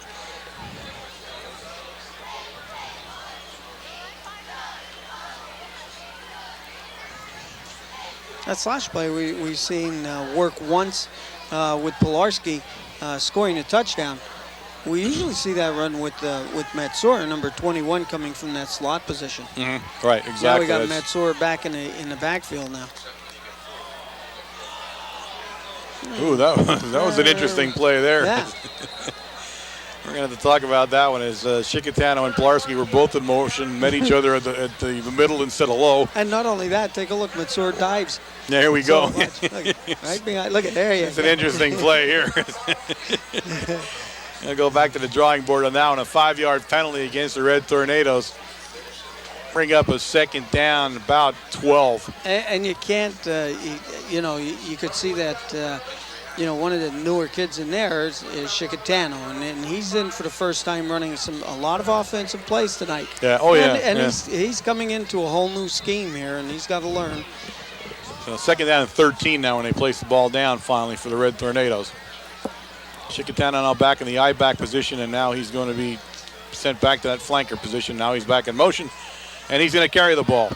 And he's going to be carried down by Kavanaugh, number 80 there.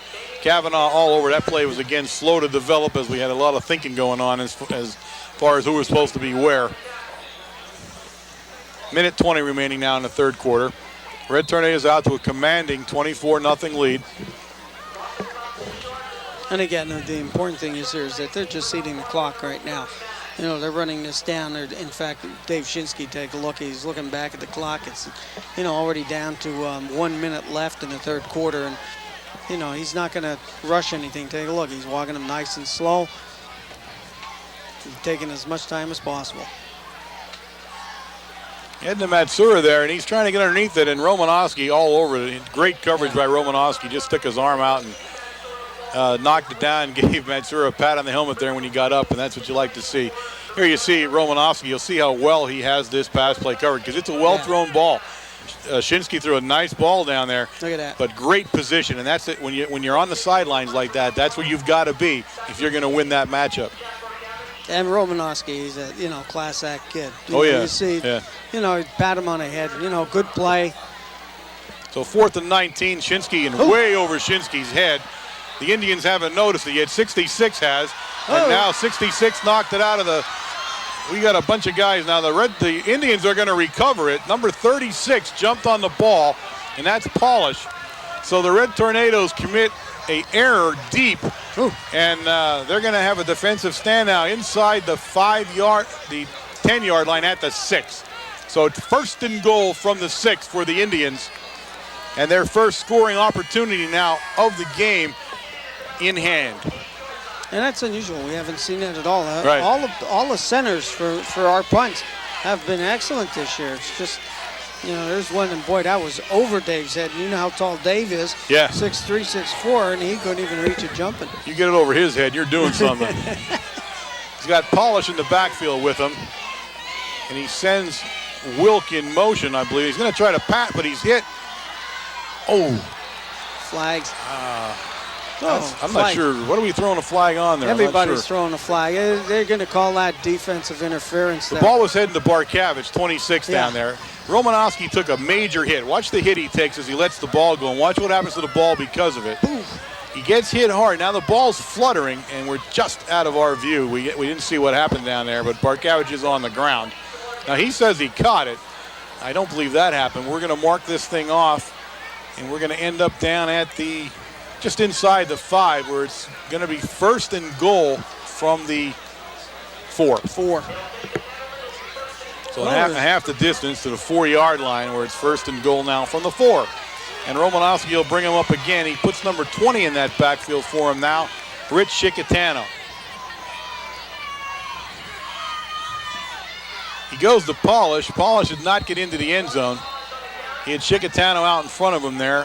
Takes the ball. We'll see where they plant it down about the 2-yard line. I believe it'll be 2nd and goal from the 2. Now Shikatano is the one that he was their tailback for the first 3 games, and then he number was 20. Hurt. Yeah. Richie had a bad ankle all week long. 10 seconds now left in this third period as Romanowski brings them up.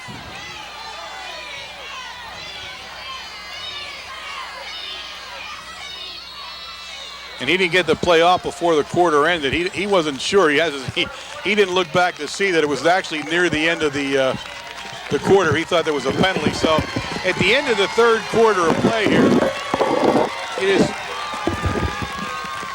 it is Mount Carmel area 24, Shamokin area Indians nothing, but the Indians knocking on the door down at the 2-yard line.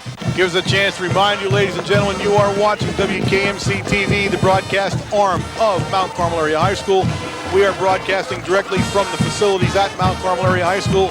We are an instructional fixed television service, and you catch us every Wednesday night, 8 p.m., Channel 13, courtesy of the Service Electric Cable System.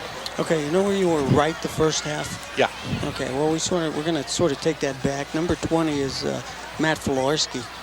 Oh, yeah. Running in that position there. So I think your glasses gave up on you there. 22 is Rich Chicatano. Yeah, that's right. And he's not playing. Well, they shouldn't bunch those 20 numbers together like that on the program. And I'm going to make a formal complaint from here on in. The problem is they don't have them out there on the field all at the same time. That's your problem.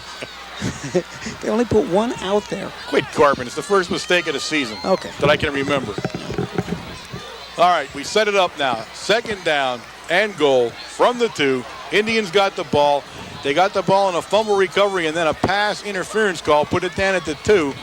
And they come trotting out. They would dearly love to get this thing into the end zone.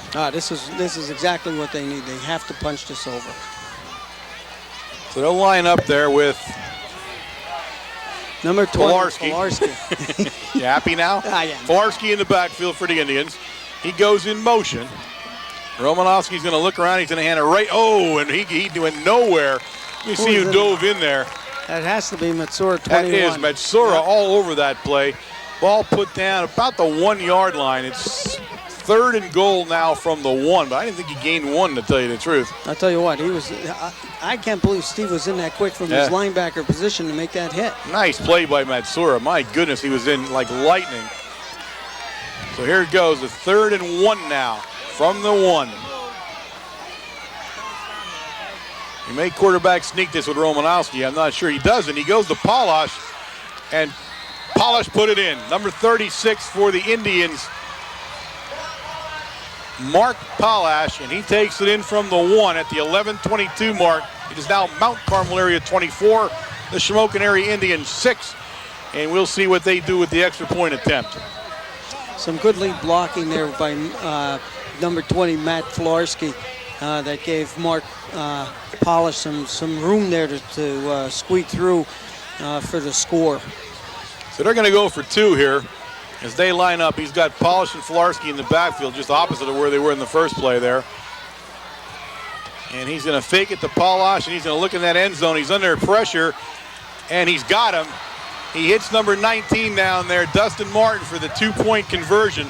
And now at the 11:22 mark, that puts the score at Mount Carmel area 24 and the Shamokin area Indians 8.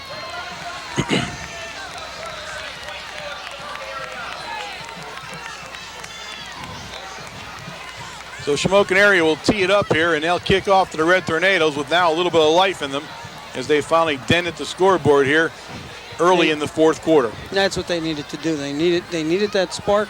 They needed to score right away as quick as they possibly could without eating any more time off that clock.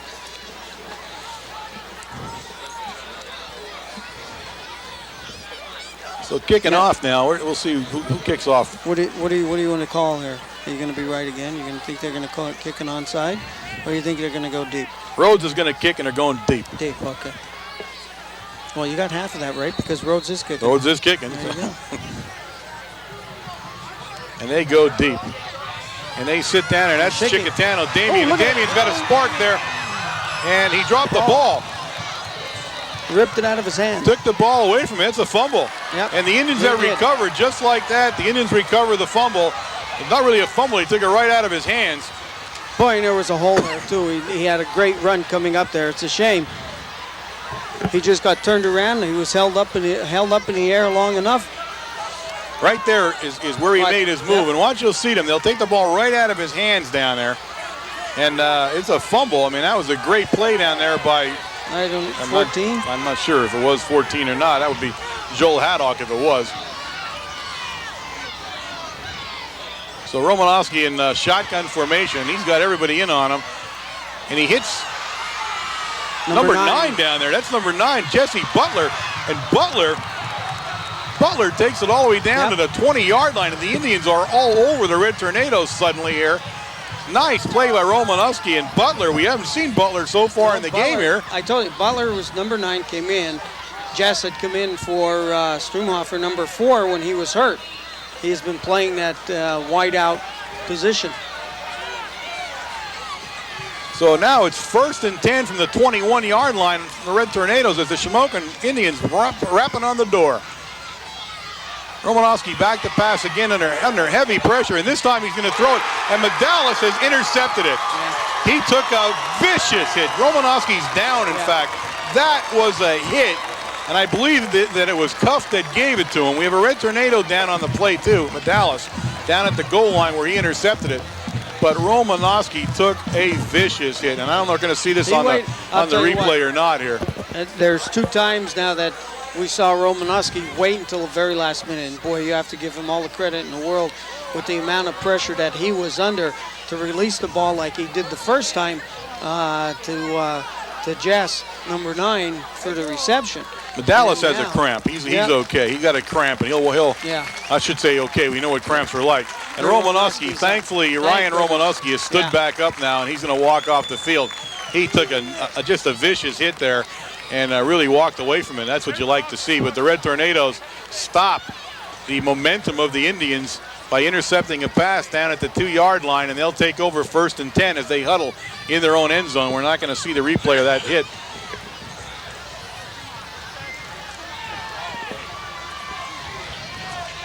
So Shinsky brings them up, and all they want to do is get some room here, I'm sure.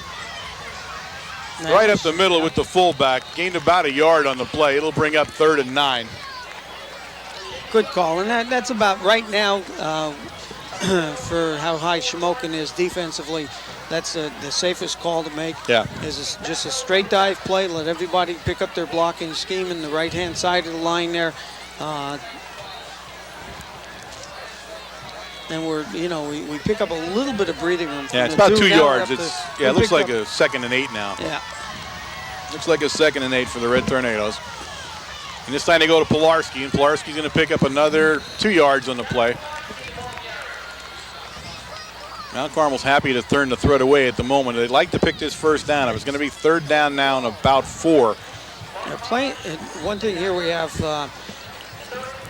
What do we have? We have Nick Bierster playing that right tackle position, but number 71, Marshall Merarkey, now is in at the right guard position, playing on the offensive line. Marshall, we heard last night, was going to play a lot tonight. In fact, start the game and play for Brown on offense. Brown a little dinged up and only playing defense. And this time we go to Matsura, and Matsura is not going to pick it up. He's going to take the ball to the 10, but he needs to get to the 13. So it's going to bring up a 4th down and 3. And the Red Tornadoes will be forced to punt, and their last punt was a bit of a problem, I would say, as that led to the only touchdown that the Indians put on the board so far tonight. So we'll see how it goes here at the 9:12 mark of the 3rd quarter. Again, down in here, you would expect that Coach Carm is going to release the line here and put a rush on Dave Shinsky. Shinsky gets the punt away, and it's a sky-high punt. It's short, but it's sky-high, and it goes the other way. So the Indians will have good field position inside the 30-yard line at the Mount Carmel area 27, where it's 1st and 10, Indians. The Red Tornadoes. Romanowski comes back in at quarterback, and that's good to see. I'm glad to see him back in after the hit. He got dinged pretty good, but he's a tough kid, so he turns back out. Shinsky pressed into service to take Medalis' place in that defensive backfield. You'll see number 8, the quarterback, standing back there as Medalis still suffering from cramps along the sidelines as Romanowski. We got an inside reverse, so now we have a real play there. Oh! Touchdown, Red Tornado, or Shamokin Indians on a flea flicker play. Romanowski took one of the worst hits I'm ever going to see and bounced right back up from Cuff. Yep. But a flea flicker play, and just like that, the Indians are back in the ball game, and the Red Tornadoes got to regroup here At the 8:46 mark, it is Mount Carmel area 24, Shamokin area 14, and they're coming in to do the 2-point extra point conversion run. And I'll tell you what, you can see exactly what a misplay does for you down here with Shamokin, scoring early in the fourth quarter because of a center over your head. Right. It gives them, so much energy. Unfortunately, now they have to call timeout, and I'm sure Coach Carm doesn't want that. We give a chance during this timeout as Mount Carmel area tries to regroup itself here and stop this 2-point conversion. The people who are bringing this thing to you that really make this thing happen for you, and it's certainly not Wayne and I, as we tell you every week. The guys and girls that make this broadcast happen every week. Tonight, the crew, the cable grips are Steph Yeager, Jesse McPhee, and Scott Bullock. On the cameras tonight, Paul Frouts, Josh Yeager, Joe Gushin, Krista Petruskevich, Amy Hampton, and Joe McGinley. The director of the first half was Joe Gushin, and the director of the second half is Josh Yeager. And we can't say enough good things about those boys and girls. I mean, you're talking about time and effort that you'll never be able to imagine getting here at 4 o'clock in the afternoon, 4:30 in the afternoon to get this thing all set up and raring to go, and then knocking it all down for an hour and a half or two after the game. We're all home in bed. Then they go home and edit it. They edit it, so because the team needs it. Yep. So we go over it every year. We talk about it, but nothing we say is ever going to make you believe how much they do. As Romanowski brings them up here for the 2-point conversion. It's Barkavich in motion, and he's going to drop back and he's going to look at Barkavich. That's who he was originally looking for. And Barkavich can't hold on to it. It was a nice play by Romanowski just to get the ball into the end zone, but they turned the 2-point conversion away. And now the score, Mount Carmel area 24, the Shamokin area Indians 14 at the 8:46 mark here of the fourth quarter. And the Shamokin area Indians have gotten some life. They have come roaring back into this football game here in the fourth quarter. The one thing that you notice is that, at the end of the first half, you're sort of thinking that Whitecamp is going out there to kick a field goal for 3 points. And it's just, he's trying, he's practicing everything else. But you take a look at the shift of this game right now and take a look at how important those 3 points are on that scoreboard. So the Indians will get ready. Rhodes will tee this thing up. And now I'm not so sure I don't see an onside kick at the 8:46 mark. I'm not so willing to call this one. See the way he sets it on the tee first, and that sometimes can tell you, although he's putting it straight up there. So I'm not sure if he's going to or not, but we'll see in a moment.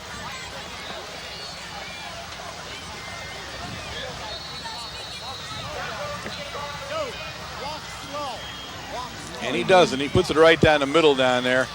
And that's Pilarski with the ball. Pilarski's got himself a little bit of a lane coming up there, but he'll take it out to the 35-yard line, and that's Bickert on the play. And Bickert's got to learn just to make the hit, though. He needs to stop saying anything as he goes through. That was a good hit, a good solid hit by Bickert to bring Pilarski down right at the 35-yard line where the Red Tornadoes take it over 1st and 10. Some great blocking there by the Tornadoes. If you look at the replay, take a look at the lane, but then I'll tell you what, Shamokin recovered so quickly to close that hole up. Well, Bickert closed so incredibly quickly there. I didn't even see him, and then he took him down just like that. Pilarski with the ball. The Indians are stuffing it as Pilarski will take it up to about the 38-yard line, where it'll bring up a second down and 8, down at the 37-yard line. So 2nd and 8 for the Red Tornadoes.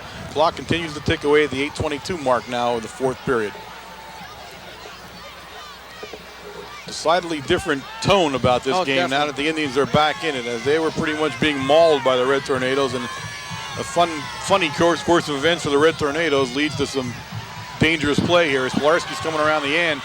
Nice cut by Pilarski that time as he eluded one tackle. 26 on the Indian squad, Chad Barkavich, finally brings him down. Yeah, Chad made a great play there because I'll tell you what, the Tornadoes had enough of blocking out in front that, the 1 or 2 blocks right there, and that would have been gone.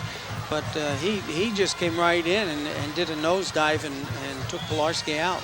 I forgot to mention on still photos here. You give me a piece of paper that I'm not used to. Still photos is Sophia Andriano. I apologize to her. She is down there on the still camera, so I hope she does not take any compromising pictures of me over this. He looks downfield and just can't hold on. There was good coverage down there. Rhodes was down there. That was number 28 for the Red Tornadoes. Nate Morgan on the play, and Nate made a nice attempt there, but just couldn't hold on under heavy traffic. So the Red Tornadoes now forced the kick, and this is not what they wanted to do. They needed to chew some time up here and have not been able to. So at the 7:22 mark, Shinsky will go back into punt formation and have to kick it back to the Indians, who have a decided head of steam right now. Nice kick. They're going to let that drop, and that's not something I would have done. Wargo, they got away with that one, and the ball kind of leveled off there, but when you want to try to pick that one up. But Wargo downs it for the Tornadoes. The Indians take the ball over on the 31-yard line in their own territory. 7:15 remaining, and that's all that's left here for them to put themselves in this game and win it. They're down 24-14. Depending on what goes on in this drive, they're going to have maybe one or two possessions left here for the Indians. And I'll tell you what, looking at the last series, Coach Garm is pulling everything out of the hat. That flea flicker was pretty down there. You got to give that double one. Reversing. That was back to pretty Romanowski. Romanowski back in the shotgun formation now. An obvious passing play, tough center, but he's got her. Looks down the middle at Barkavich. There's going to be a hold on the play. Cuff was held. It was right in front of the ref. So a holding play will be called against the Indians here. And that's a tough penalty to take. He had it back, and you can see Cuff's jersey flying there as he grabbed a hold of it. So not a hard call to make. Cuff and Swank, man, putting some excellent pressure on, coming from that right defensive end and the left tackle. Hey, Warren, there you are. Hey, I see that. I'll tell you what, you don't look bad. Really? You know, really. I wouldn't kid you. I won't kid you about that. Why was I fuzzy though? You got a little bit of dandruff on your butt.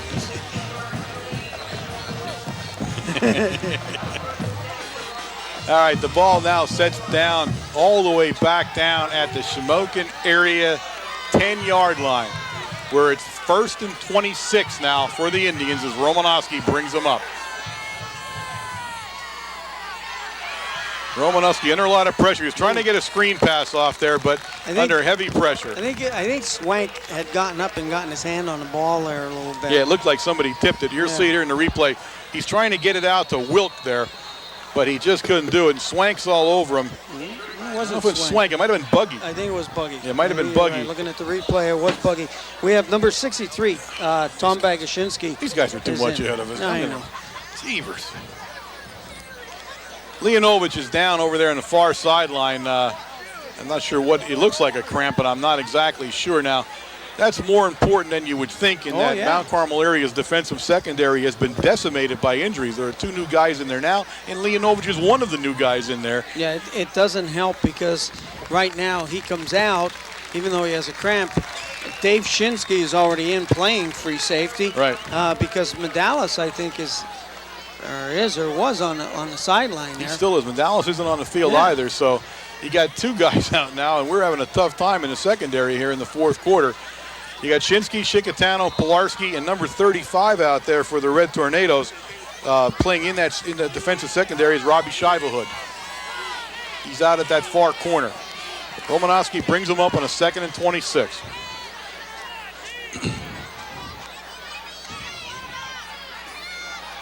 A double team cuff. Bagashinsky had his had his hand up there. Pilarski and Shinsky on the play. But Bagashinsky made that play. Yes, that guy, Bagashinsky, big number 63 for the Red Tornadoes, and I'll give you an idea why he could do that. He's 6'5", 270 pounds. Yep. He put both of those big hands, and one of them has a cast on it, and that was the end of the play because Romanowski had to throw it so high that Barkavich actually lost sight of where it was. It was coming out so high. So we give that credit to Bagashinsky on that play, and now Romanowski has a 3rd and 26 from the 10. He'll drop back to pass again. This time lots of time, and he's looking out there for number 9 out there, and that was a nice play by the Indians' number 9, and we saw him before, Butler. And there's a flag down also on the play as Butler was kind of dragged down there before he caught the ball, but made a nice recovery. So Butler, the 5'10", 150-pound senior, makes another nice play.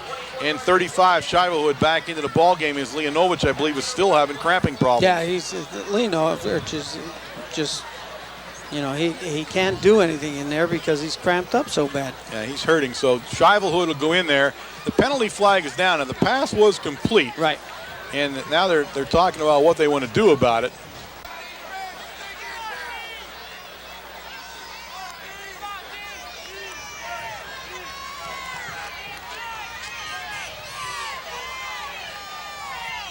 Red Tornadoes teeing off on Romanowski now, knowing he's back to pass on almost every play.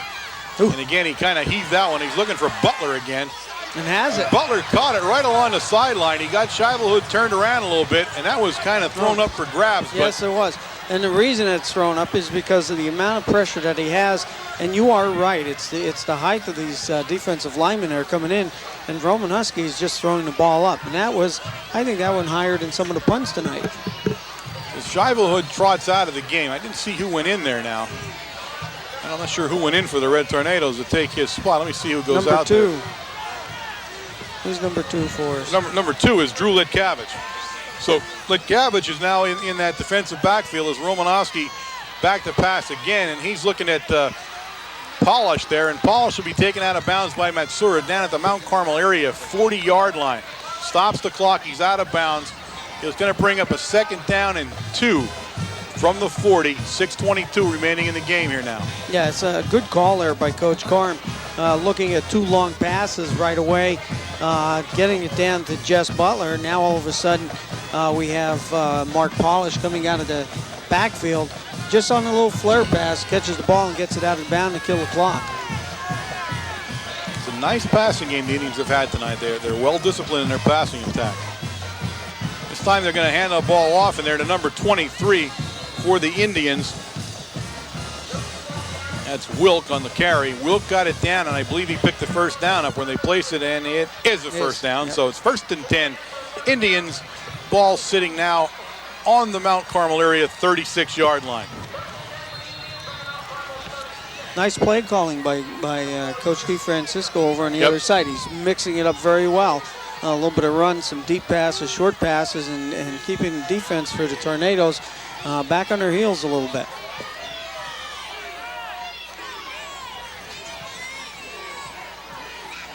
Back to pass again, and this time under heavy pressure. And this time he lets it out to Butler again.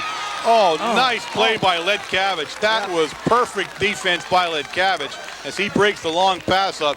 And Romanowski is just taking horrendous hits out here. I'll tell you what, Vincey unloaded. Take a look right there, number 6 coming through. We had a stunt play in the center of the line, which left a hole there for Vincey. Nobody touched Vincey coming in. And again, what that does is that Roman Husky has to throw the ball much earlier than what he is supposed to. 5:53 now remaining in the ball game.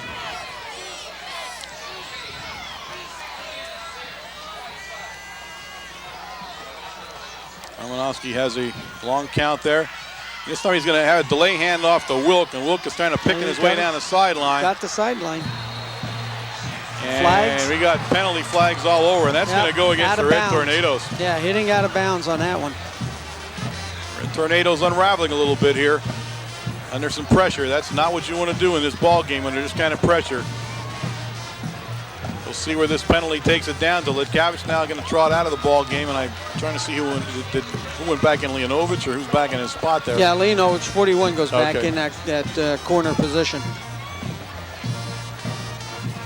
So Litkavich played well in there as the Mount Carmel defensive secondary in some trouble here. They've already been decimated, and now they've got some cramps and other injuries going on during this game, so they're pressed to the wood right now. The ball moved all the way down to the 13-yard line of the Red Tornadoes, where the Indians will have it, 1st and 10, and Romanowski's knocking on the door again. You take a look at all the plays that Coach Carm has called, running and passing plays.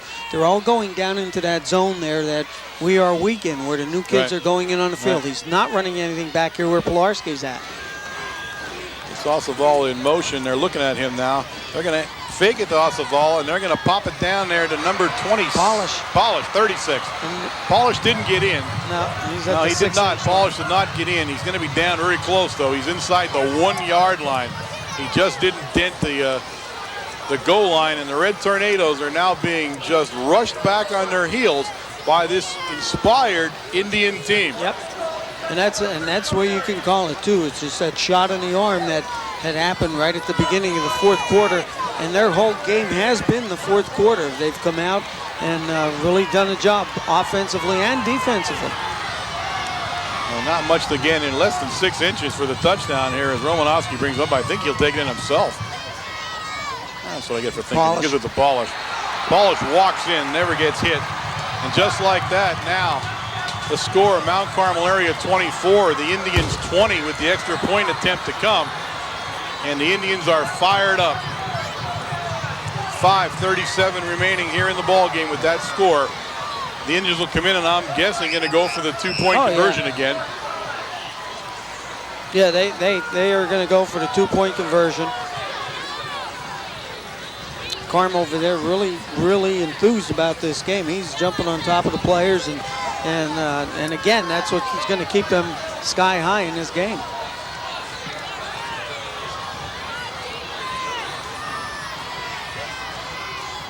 Fakes it to Polish. He's under some pressure. He's looking there, and he's got. Now, to knock Leonovich down, Barkavich is griping a little bit, but Leonovich is the guy that actually went down, and the 2-point conversion is turned away. An important 2-point conversion, Wayne, and that is now a 4-point ball game. Mount Carmel area in the lead, 24-20 over the Indians, and there's plenty of time left in this ball game. The Mount Carmel Red Tornadoes are going to have to show some offense here as they receive the ball in the kickoff, and maybe here we see the onside. Well, you probably called it 9 times. I might as well get right once. You probably will see the onside kick here. Again, as I said, Shamokin has come up fired up since the beginning of this quarter, taking over an errant center over Shinsky's head on the punt at the very end of the third quarter.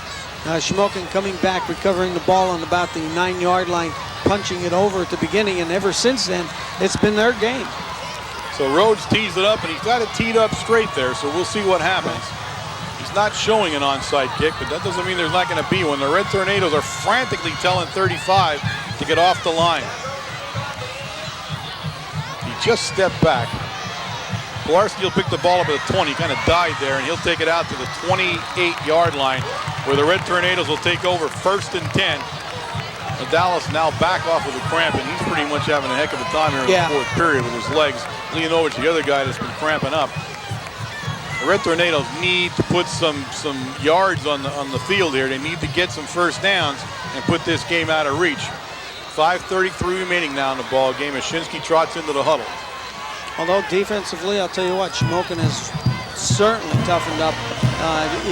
They sort of got a little slow in the third quarter there, but I'll tell you, everything is sparking. You can see the energy in their defense right now.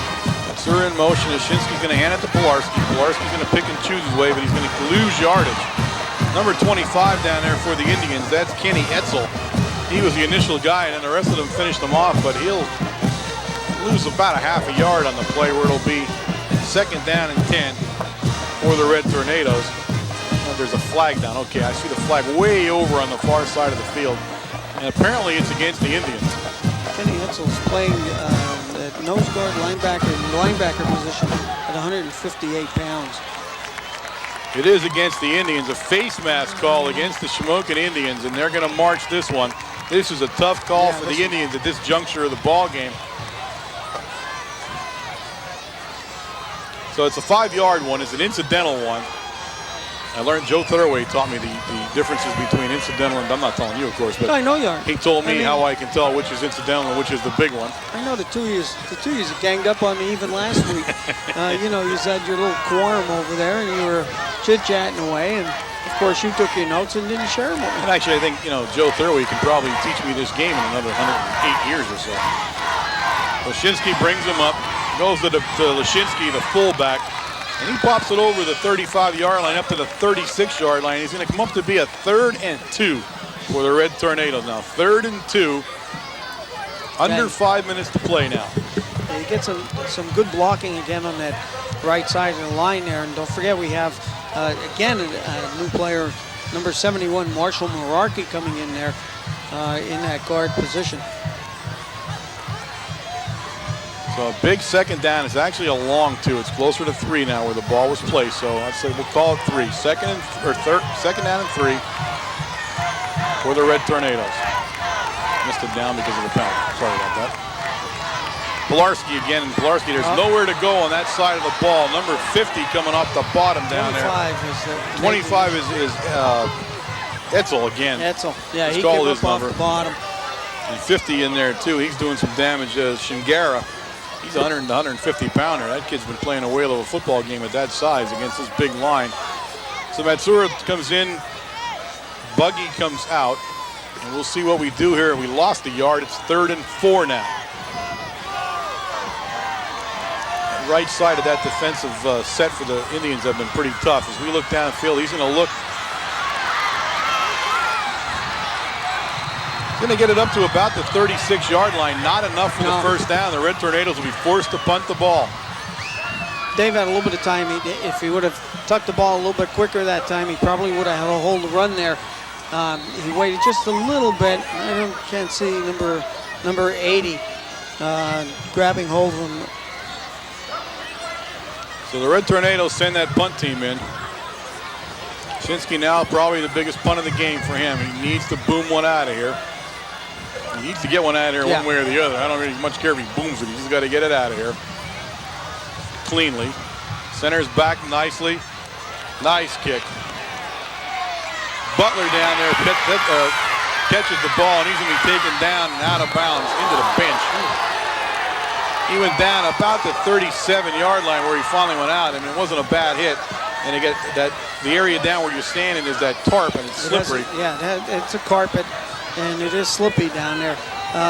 The only thing, unfortunately, is with the field. The field is in great playing shape, but the benches are so close to the sidelines. I thought he was inside the 40. He's not. They parked it at the 42. He went out a little further than I thought.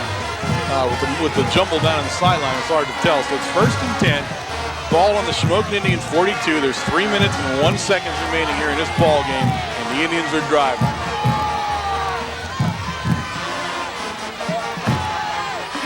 Romanowski's back to pass again. He's chased by Buggy this time, and this time Buggy brings him down for a gigantic loss.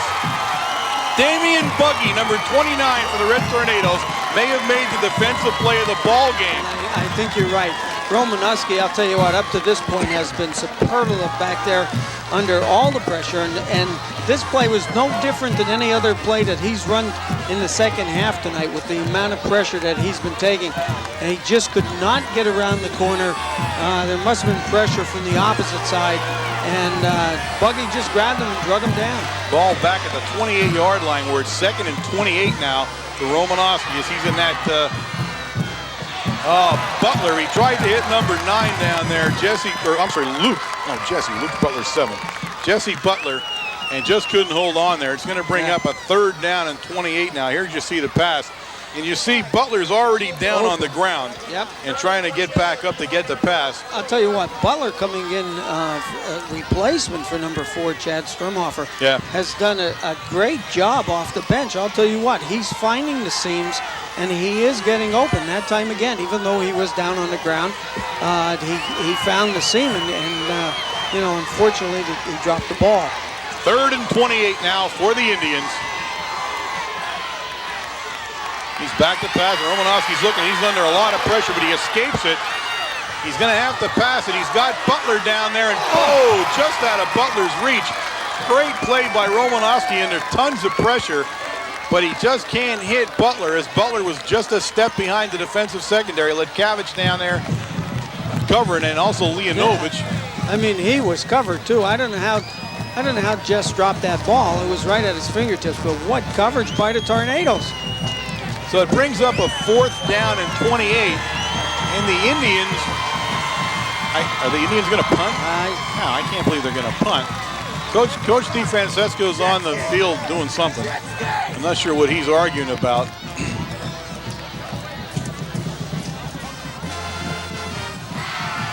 He may be arguing about where they got the ball spotted from the penalty, to tell you the truth.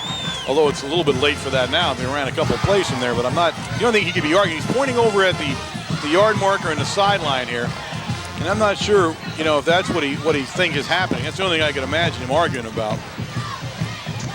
Now, 4th down play, and I'm assuming they're going to have to go for it here. I can't imagine that they're not. two deep ones, though, although, you know, Romanowski's under a lot of pressure. And I'm sure the pass plays that DeFrancisco coach was calling at that point in time were more of a shortened version, more, you know, 10 yards, 15 yards, just pick up a little bit here, a little bit there on two plays.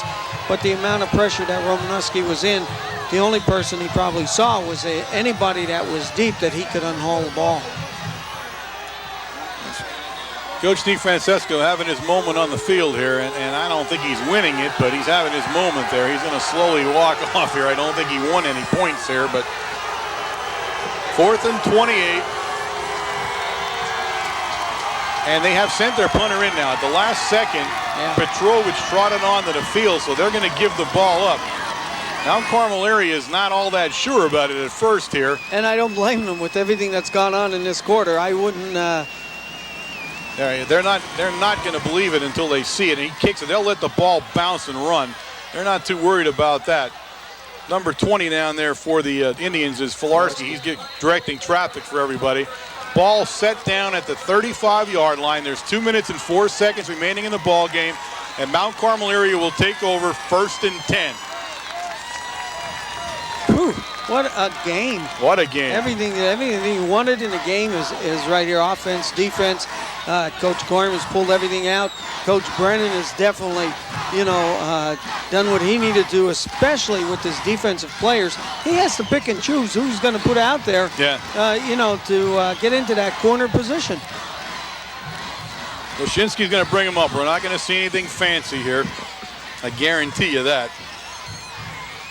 He's got Nate Morgan out there, but he comes right up the middle there with Lashinsky, the fullback. And I think that's what you're going to see for the rest of this ball game. The Indians will try to stop the clock. I believe they have one timeout left.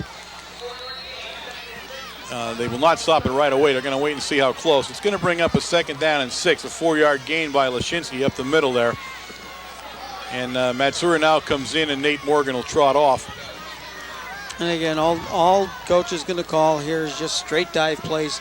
Shinsky turning around and handing it off. Nothing fancy.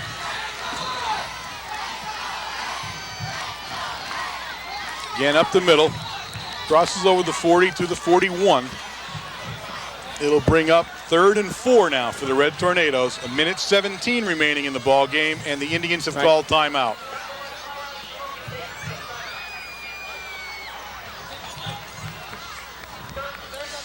The Cole bucket being brought down the sidelines now. Certainly not decided who's going to take it home quite yet, but at least it's here on the track waiting to see who is. Mount Carmel area, of course, in possession of it from last year's win.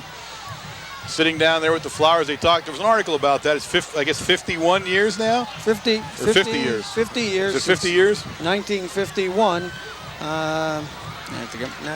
Put your glasses on now. A 50-year tradition in high school football, and you're right. Wayne talked about that a little bit in the beginning of the ball game. That does not happen very often in high school football, and quite a tradition it is. And you can see by how well played this game has become here of what's at stake and how much it means to these two schools. Yeah, and in that 50 years, there's only been 2 ties. Shamokin has had possession of it 15 times, and the Tornadoes 33 times with the 2 ties. And, you know, it certainly made its trip back and forth in this 50 years.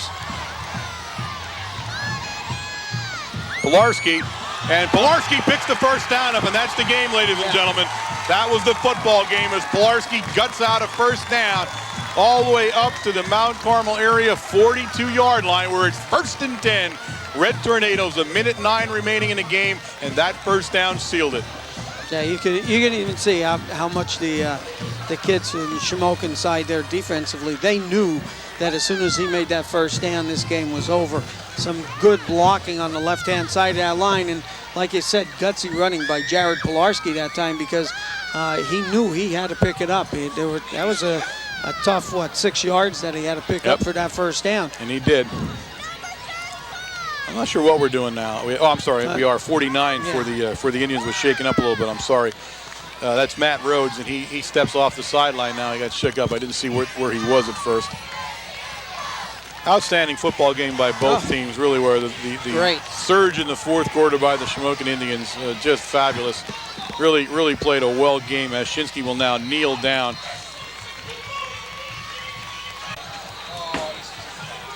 we got a man down. A Shamokin Indian guy is down. I believe that's number 50, Shingara. That's the middle guard. He's played a whale of a football game.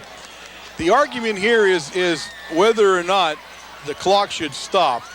That's what the argument is on our side of it. There's no argument on the Indian side. It's only on our side. But the thing of it is, as soon as he gets off the sideline, the clock starts again. You know, it doesn't stop permanently. We'll watch as Shingara, or I'm sorry, not Shingara. Yeah, Shingara is tended to Dan down there. Played a whale of a football game at his size. I mean, he was all over the field, really clogged the middle up. There were some real standouts on that Shamokin area side. Bickert sticks in my mind.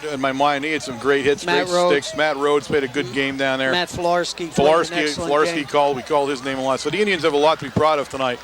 They all played a great game. And Romanowski, the quarterback, had played under the pressure that the Tornadoes gave him tonight. I mean, that line, that defensive line just unloaded on him a number of times. And, you know, he stuck true and threw some very nice passes.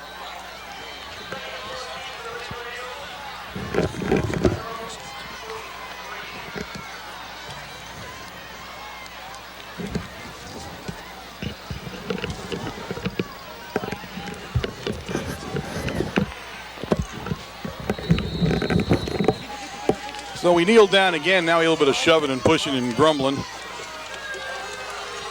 And this game will another Indian down. Now he's back up 63, momentarily down on the turf. We have another Indian. I'm sorry. Is he? I'm not sure if that's still 63 though, or no, it's another one. Another Indian down on the turf down there. They're going to wind the clock. No, they're not stopping the clock on the injury. That's 66. I'm sorry. 66. David Hunt. David Hunt. Now he got back up, and he didn't leave the game, so he's okay. The clock running 9-8. The Red Tornadoes will not run another play. The Red Tornadoes will retain possession of the coveted coal bucket. There it is, ladies and gentlemen, the final score here at Kemp Memorial Stadium. Mount Carmel area Red Tornadoes 24, the Shamokin area Indians 20, and it was every bit of game that we thought it was. I'll tell you what, we talked about, and everybody, even from the beginning of the season, you've seen the preseason scores and the games against Danville and Shamokin, against Milton. Also, you know, a number one team coming out of their division. And everybody talked about the Shamokin defense and how fast they were. They were smaller, and, you know, they did show that they could play this game tonight. But the Tornadoes, certainly coming in to this game, have turned it up a lot more than what we have seen in the first three games. They come out very aggressive tonight, some crisp blocking, a lot more downfield blocking than what we have seen. And, you know, Jared running a very, very good game tonight. Yeah, we look at the Indian offense. The Indian offense had a tough game. Yes. Until the fourth quarter. But again, you're taking out a kid, a starting tailback. You know, he's not in there playing, and we saw what that did to us last week. Right. So, you know, you got to look at all the little factors in the game that sometimes you don't see just by sitting here. You got to see all the little things happening on the sidelines and happening in the week before. Number one receiver, you know, got hurt. And he was Strumhofer. He was out from the second quarter. So you're right. It does make a big difference. So we'll leave Kent Memorial here, of course, with the coal bucket. We retain it. We'll go back to Mount Carmel and enjoy another year of it in our trophy case. The Indians will be looking forward to next year when they take it away. Mount Carmel area will even up its record at 2-2. Shamokin area will fall to 1-3. The Red Tornadoes have another tough contest, and this is always ugly when you go to what is it? What's Crum the name Stadium. of Crum Stadium. J. Burney Crum Stadium up in Allentown for a very rare Saturday afternoon game for the Red Tornadoes. Kickoff at 1 p.m. up in Allentown. Next week, we expect to see all of you up there. Remember, tomorrow night is Supper Club. And you want to talk about the Shamokin game here, or if you want to talk about the upcoming game with the Allentown Central Catholic Vikings, that's the place to do it. Back room Matucci, 6:15. Come on down and talk to us. We have a great time. You're not obligated to anything. You just want to come down, that's fine. It goes to a great cause. We have a good time. And I think you're really going to enjoy meeting some of these young men and women who represent us here on the gridiron. A great night from Mount Carmel area, Shamokin area. Nothing to be ashamed about. Nothing whatsoever. What a game it's been. Fantastic game. They played their hearts out. That's all you can ask a team to do is play its heart out, and they did. The Red Tornadoes relieved to get a win, not only because it's against Shamokin, which is always good, but it's because they desperately need it to get a win here and get this record evened up and try to right this boat a little bit in the face of all of the injuries. You know, when you lose some kids for the rest of the year, that's a big adjustment that some young kids have to make, and that's what we're going to start to see. And you can see the little bit of inexperience coming in, and you know, Shamokin tried to take advantage of that. They ran everything in the second half to that side as we were putting in. I mean, Lee Novich was in, and as Lee Novich was in, he got hurt with cramps. He was taken out, and we put another young kid in there. So, you know, there were many substitutions, a lot of inexperience back there. But you know, that's the name of the game. That's what we. That's what Coach has to do, and that's why he gets paid the real big bucks to make those decisions. You know, that's why he gets the big money. You bet. I'm glad. I'm sure he'll be glad to hear that as we discuss his lofty salary of coaching football. But Coach Brennan, take a moment to talk about him a little bit. You know, the adversity here. You lose a couple of games, and for whatever reason, I can't begin to tell you how well he's done here. You know, and I told him a couple of weeks ago, and last night I told him it again, that perhaps he does his best work in defeat and not in victory. So he says all the right things. He keeps things in perspective. Right. You know, he tells you what's there. He says that they're kids. He tells you why they do what they do. You know, and that's the kind of thing you like. There's no excuses. There's no reasons. He tells you straight out, this is what happened. This is why I think it happened. Here's what we're going to do to try to fix it. You know, but all in all, they're high school kids. Nothing will ever change that. They're for 15, 16, 17-year-old kids out there. Right, and for him, this is also a learning experience coming into a tradition like he stepped into, and he's done very well. First time at Kemp, you know? Right. First time at Kemp. You got some coaches that have pretty bad memories of their first time at Kemp when you look back. So, you know, I can remember the last one. It's when tough. we came down here, if you remember, they were out 8 deep around here, and in the first quarter, we were sort of lost out there. We really couldn't figure out what was going on. So we look forward now. We'll play again on Saturday. Again, remember, it's a Saturday game at 1 o'clock. J. Bernie Crum Stadium in Allentown. We'll face the Allentown Central Catholic Vikings. Always a big rivalry and a big matchup. We expect to see everybody there.